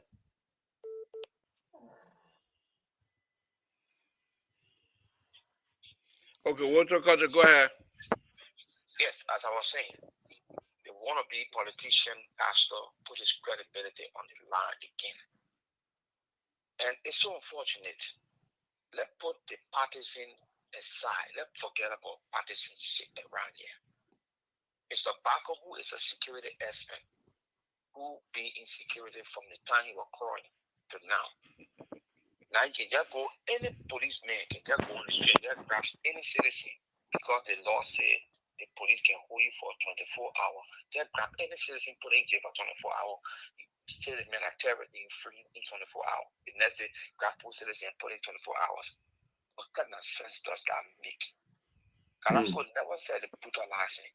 Carrasco said they threatened him. The chair was sitting out. He didn't say the man kicking down. He said the man kicked the chair. The man told him he fought for child stealer. He could kill him. That's what Carrasco said. He said, I never while he was in prison, 2 in the morning, Plinko will come and be flashing light on him. He never said he would brutalize. Sometimes when we talk in the team, let's take the partisan on Mr. Bacon. You cannot love Joseph Parker more than Joseph Parker loved himself.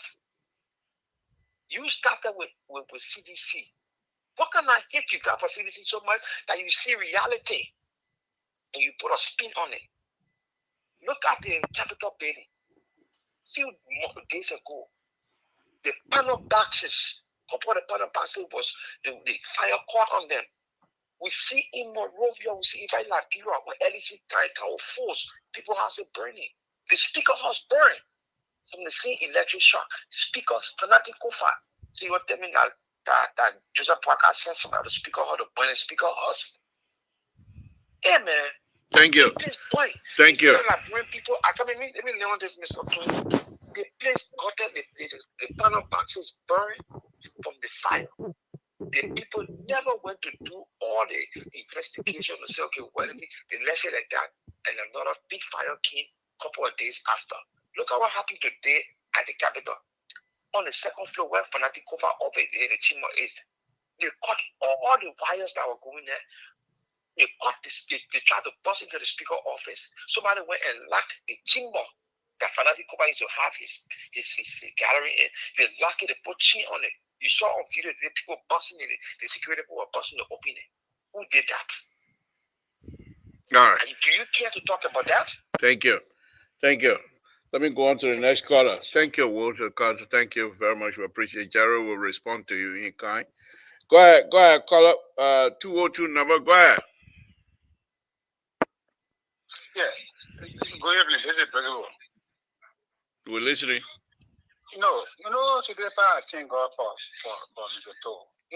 So now Mr. Soul Spirit entering you. And I think Mr. Soul is really doing well. I need to give credit to Mr. To. Mr. Soul. I really need to give credit to him. Listen, Mr. Bago, you give a comparison and you don't know that is the look. Some people can talk in a mouth, then they talk in the same mind you talk the way. The same statement President Baga made is the same statement President Baga made. I hope this is not happening at this. But you're turning around and you say the man say In fact, the case, they not even judge the case. The men are accusing the people say a girlfriend, boyfriend. Your man are saying that. You're turning around. The same way it happened. But the man say, I hope this is not like this. The man use the same statement that way. You're making politics. And I allow Mr. To answer your question. Even if that was the case, you said it made the thing. That didn't make for you power and come back. If you come out and doing the same thing or even more of what you did, then who are you? And listen. What you now know is that you're winning election for change. That's why you don't understand yet. You're thinking that you're saying campaign more. That's why you're so feel yourself. Understand you're different move. Election, you're not in election move. In power. Thing you're complaining about, you're not so big doing it. And everything I hear for your mouth is any comment way, anyone way. So you listen to the man talk, but Calabria say to you. The message go to the gas station when your police went there and took it for them. The man told you. Go to the gas station. Even the politicians are on our ground. Is this all Calabria there? Calabria not even around our hero. Thank you. It's not even around our hero. So that when talking, it'll be fair. Thank you for the show. Thank you. That will be the last call. We're pretty much out of time here. Let me go to Jerry. Jerry, go ahead. You want to respond then? Terry can. Yeah, but here's the thing, folks. You see, let us respect one another when we come on the show. It's not about, yes, the police in this country.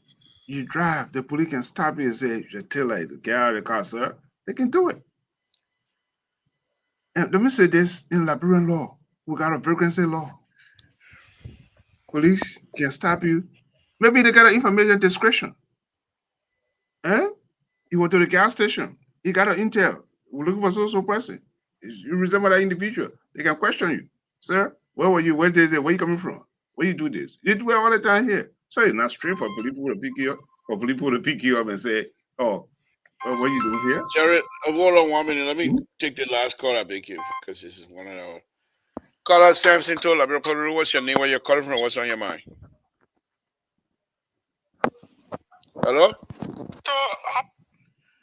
Are you there? Good, you getting me now? Yeah, we're getting you, Clarence. Go ahead. Thank you for the show. The very first thing I want to say concerning the Kalasco issue, Kalasco said that he was twerking or he was mass handling the jail. Do you think CDC Kalasco would be mass handling the jail? You will not even take a share to show a mark on the body? You quit to fall for the CDC Kalabule. The people do not even know what jail look like. They don't know what political prison look like. Because when the team started, myself, I get a little bit concerned. You changing the chameleon now because every now and then we see the white girl, you tell white, we see red, you tell red. Two days ago, you I tire.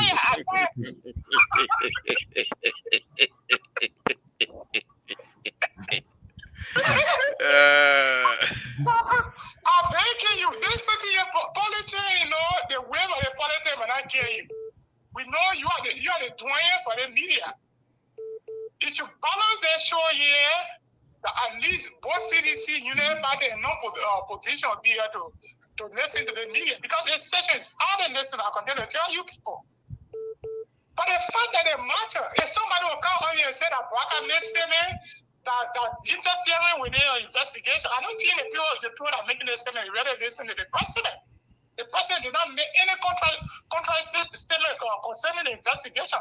He said, those that will be horrible for this thing, they will be brought to justice. That's what he said.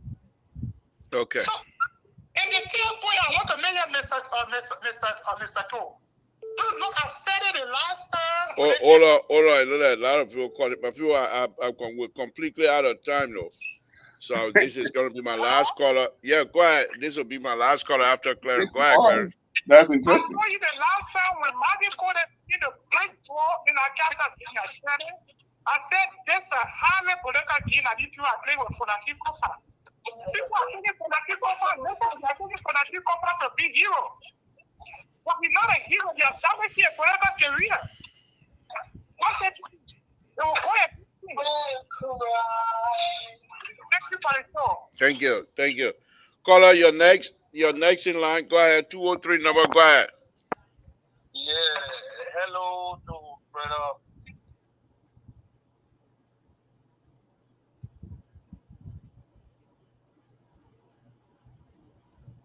Labor, you muted. Yeah. Sorry. Concerning the fire incident at the Capitol building, the president shouldn't have made such a remark upon his arrival. You know, and a lot of people going to judge him.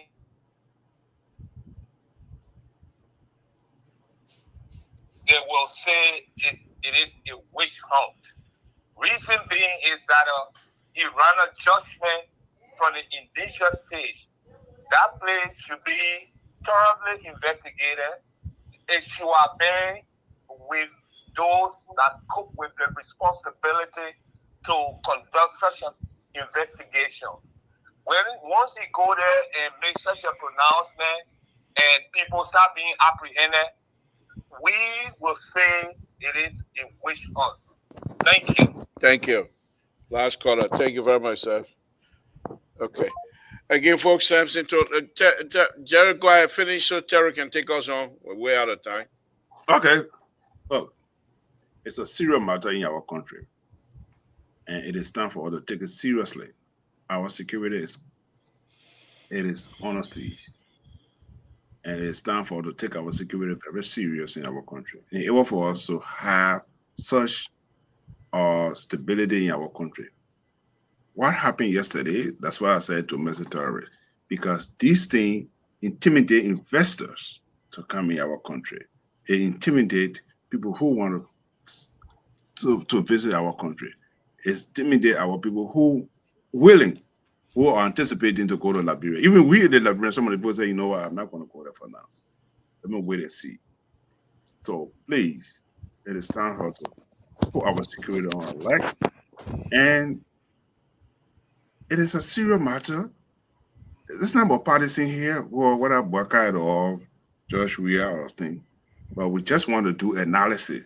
This is what happened in the past, and that's what would be our case. From my perspective, we do analysis and we look at the data and say, this is what happened. This is a pattern. Right. Okay, this is a pattern, and based upon the pattern, we can investigate to find out to eliminate people. That's what it is. And I articulated what happened in Liberia for the past 10 years. Look at 2006, 2023. What happened? Let me get close. Give me 2 minutes, not 2 minutes. I was young then, 1981, 82. Maybe Mr. Toh, you can allude to that. Just young fellow. The Lebanese people were burning their stores down Wallace. Every day there was a store fire in the store. You know what they were doing it for? Because they wanted insurance company to pay for the store, and they wanted to leave Liberia. So, someone we know this thing. We have been in this situation before, and we are speaking from experience. Not just come here because we are talking. We live it, we see it, and we study it. It's not about education, but we have experience in the issue. So I'm not only speaking as a person, but at least I have lived it and I see it. And when we see it, let's say it as it is. Thank you. Thank you, Jared. We'll be back tomorrow. Yeah, thank you. If Mr. So don't come and try to sanction us tomorrow, we'll be here. Thank you. Thank you. But let Terry take us home, please. Yeah, thank you, Libra. You see, when Keto talk about that is seen Keto what to us say that Galasco was sentenced. Few days on the show, he said Galasco was sentenced. That Galasco, these are the people that come here and say the objective and blah blah blah. They tell you say we don't know where you stand, Keto.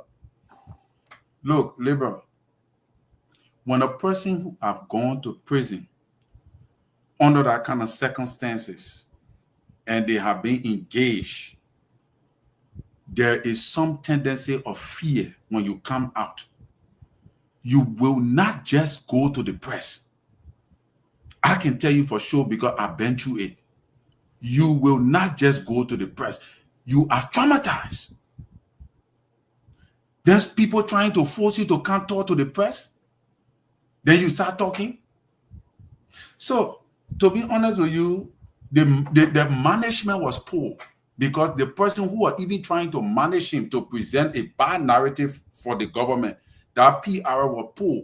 They should have waited and they should have allowed the man to show some level of great depression.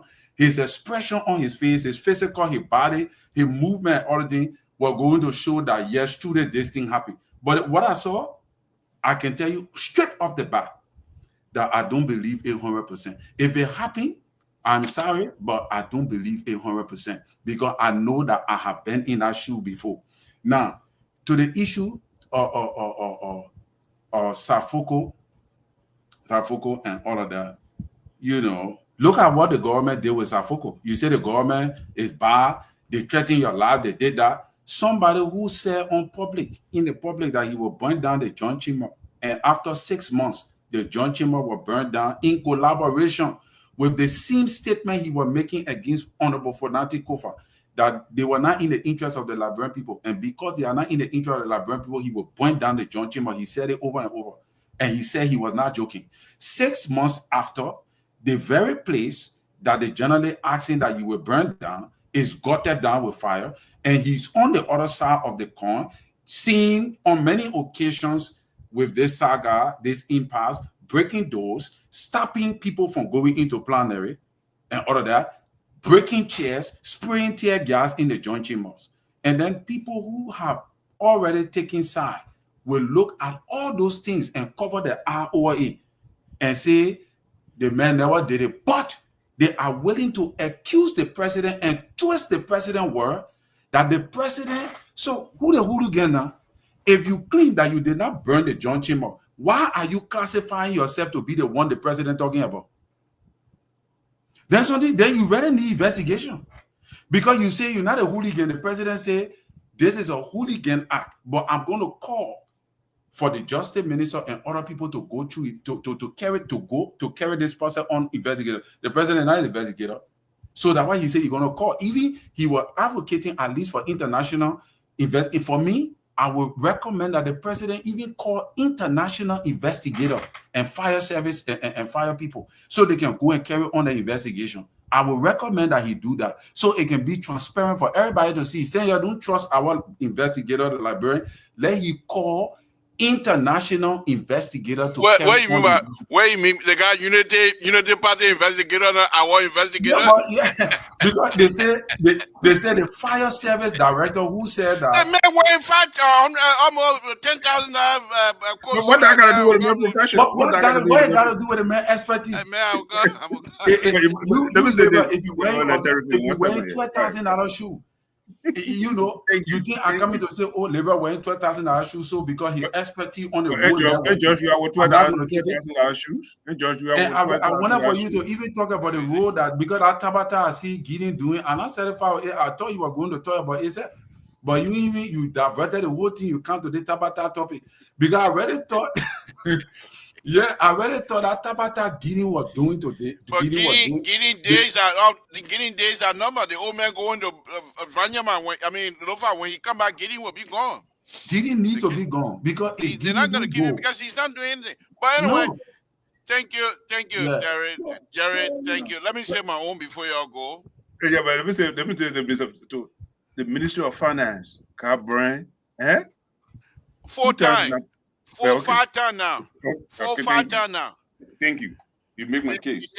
And every time when I was working with Ministry of Education, every time when I get ready, when I finish setting my time, I say, okay, I come and get my $100 pay so I can go to Total.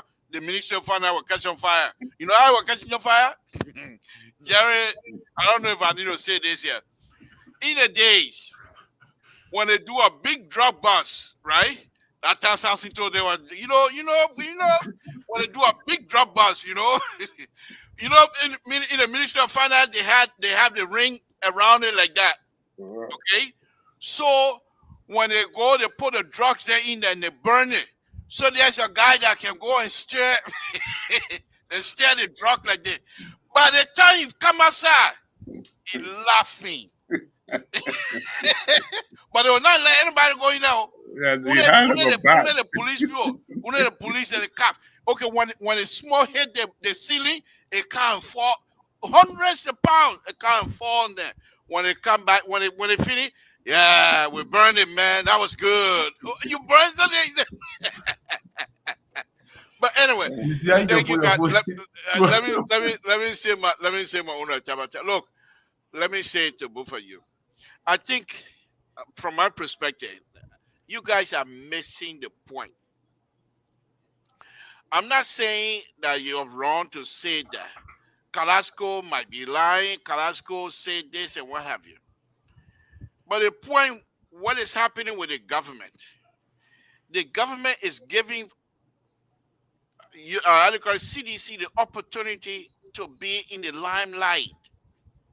That is the point that I'm making. If CDC, you think you're gonna this unity party? Can they put forward CDC rudeness? No. Can they put forward CDC lies? No. They can't. Can they put forward CDC come here and say these are the people that used to carry casket? You able to put forward them? So you don't play their games.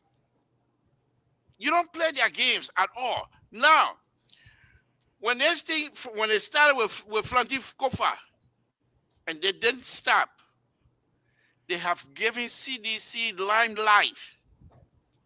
You know what, President? We are not even showing face right now because this is not the time. This is not the time. And President, we just thank God that President we are. It's not people like Prince Johnson there. It's not people like Jefferson Kochi there. Tant the Francis Kofa finished taking office with that Prince Johnson of Jefferson Kochi. Tant the Francis Kofa being he taken office a long time ago. Because Jefferson Kochi will say, I got my people behind the enemy now, we're going to get them. And what y'all do? You just start anything, they're not trouble. But President we have right now is just listening and watching.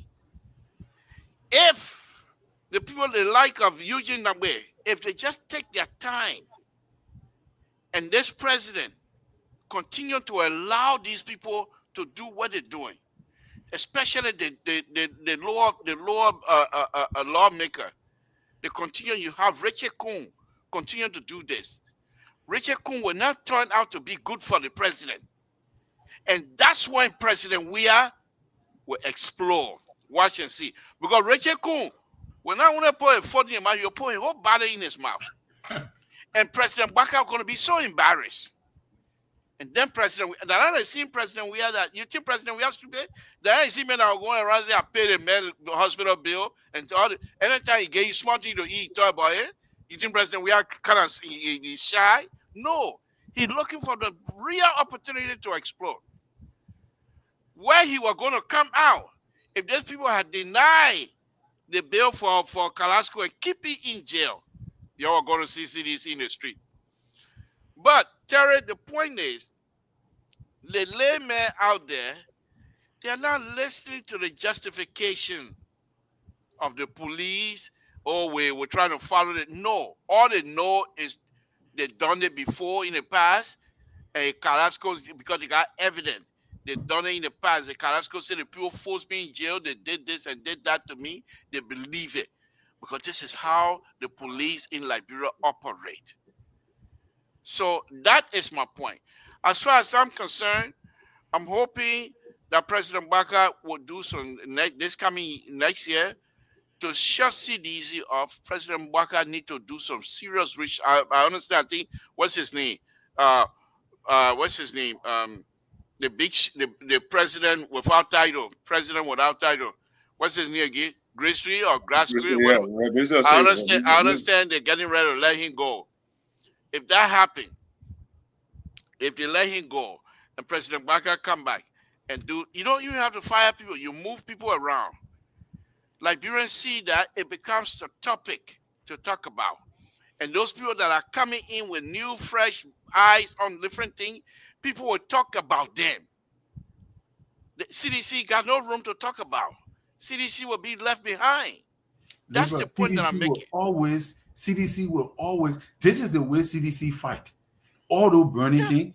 This is how, if you follow the track record of CDC, this is the strategy. That is how they've been surviving. I know. The guy, All right? when Mohammed was talking yesterday or day before yesterday, somebody putting Kuwait, you think people believe Mohammed? People putting Kuwait on ourselves and taking picture and bringing picture from Sierra Leone. People believe it. You know how many CDC running around with that picture on Facebook? No.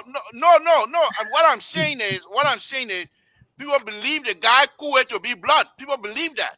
And CDC were capitalizing on that. But when Mohammed came back and tried to debunk that, but plenty of people don't believe Mohammed debunking story. They think say he's just making a how Liberians, how the man put Kuwait and say that blood. That's not true, man. But forget, this is why I'm saying, President, we are most likely, if this thing continues, they will win. Because if people don't believe that Liberian, can put Kuwait on themselves, this one I will tell you, then they will not believe the other stuff. We're closing. For 2029, and I will tell you why CDC did not win the election. Okay. We'll come back. We'll be here by the grace of God. Okay, and I told you they feed it. If you remember, I told you they feed it. I said next year there will be many things that you will see happening in the country. Beginning from next year going forward. But what I'm saying about Jared, go ahead, Jared, close. Go ahead. What Jared. I'm saying is, Mr. Bacon, go ahead. No, Jared, let Jared land. Then you come in. Go ahead, Jared, land. What I'm saying is, Unity Party is not going to fall in CDC trap. Okay. They think that I was expecting CDC to do the few days that would have changed the trajectory. And like what you say, that's true, President. We are smart. He's waiting for the right time. Is that the atmosphere over the country is not ripe yet for the opposition, and the opposition knows it. That's why you see Mr. Coleman not talking. They want for Honorable Barker to feel good. Let the people get tired with him. But the people are not tired with him yet. That is why up to today, Honorable Kofaken, you're not even able to put sound 100%. Real organic protest. He ain't able to call for a sound 100% to get on the street for him. With all the impact, he ain't able to bring up 100% that you will say these people came up from their heart to defend him. You can see it. Thank you. Because the people are not yet tired with Joseph Barker. They're not tired with him yet. When that time reach and he fail miserably, it will engulf the whole country. You will not even need to talk for protest. People will willingly come in the street. Like you see right now, what's happening? The doctors are planning to strike. Why you think the doctor? The nurses are planning to strike. In Liberia. Because, in Liberia today, we're all on the news. The doctors then they say they're going to strike because they are not getting the incentives. The nurses, the health workers, they are talking about striking. But the difference between this type of strike threat and what was happening then. This one, they're serious. What's his name? The finance minister is not holding money back. The finance minister is not giving the president money and say we don't have money. They truly don't have the money. Where in the past, the money was going to somebody else's pocket and they said they don't have it. So this is a different. But let me hear from you, Jerry. Go ahead. Look, from now to 2029, we got what? 5 years ago, by the time 2029 comes, all the thing will be forgotten about. Okay. I hope so. So I'm not gonna lose a sleep for 2029. Okay. Thank you. All right. Good night. All right. Thank you, guys. Thank you. We'll see you tomorrow. Even though we are already been censured. Okay, man. You hear what he said? Uh-huh. Are you ready? Mm-hmm. He said, "Yo, will not be allowed to be on That's all right. That's all right. We're listening. But I'm the board chair. You get able to stop anybody from coming to the show. We can say into other people that listen to it. I'm the board chair. He can't stop anybody. If he does that, the board will call meeting. All right, sir. Take care. All right, thank you. Good night, Jerry. All right, okay, folks. Okay, Jerry, thank you, my brother. All right, folks. Again, Samson to Labrador Public Radio. Thank you very much for tuning in to Labrador Public Radio tonight. Folks, I'm not changing. I'm just concerned. And I think it's better to prepare yourself so that you will take some evasive action. Because the way things are going in this government, they cannot continue with this kinds of. They will not be able to maintain this the process, because they came in to help, and you cannot have these kinds of situations going on and on and on. You think you will survive the coming election? If this thing continues like this, CDC will build on it day in, day out. They're keeping records. And you know sedition. They will remind Liberian people. And they will do like what I used to do, bind up photo evidence. And they will speak on these evidence. They would narrate the date, the time, the place against this government. So my thing is, there's no reason for us to even allow them to even come close to the executive mansion anymore. But if we keep on like this, continue to have this unforced error because of some egotistic members of our government, continue to exhibit these kind of bad behavior, then we're giving sedition, who are also Liberian, ammunition to use against us. It's my argument. It's always been my argument. Let's continue to pray for one another. Thank you very much. Good night, folks. Samson to Liberal Public Radio.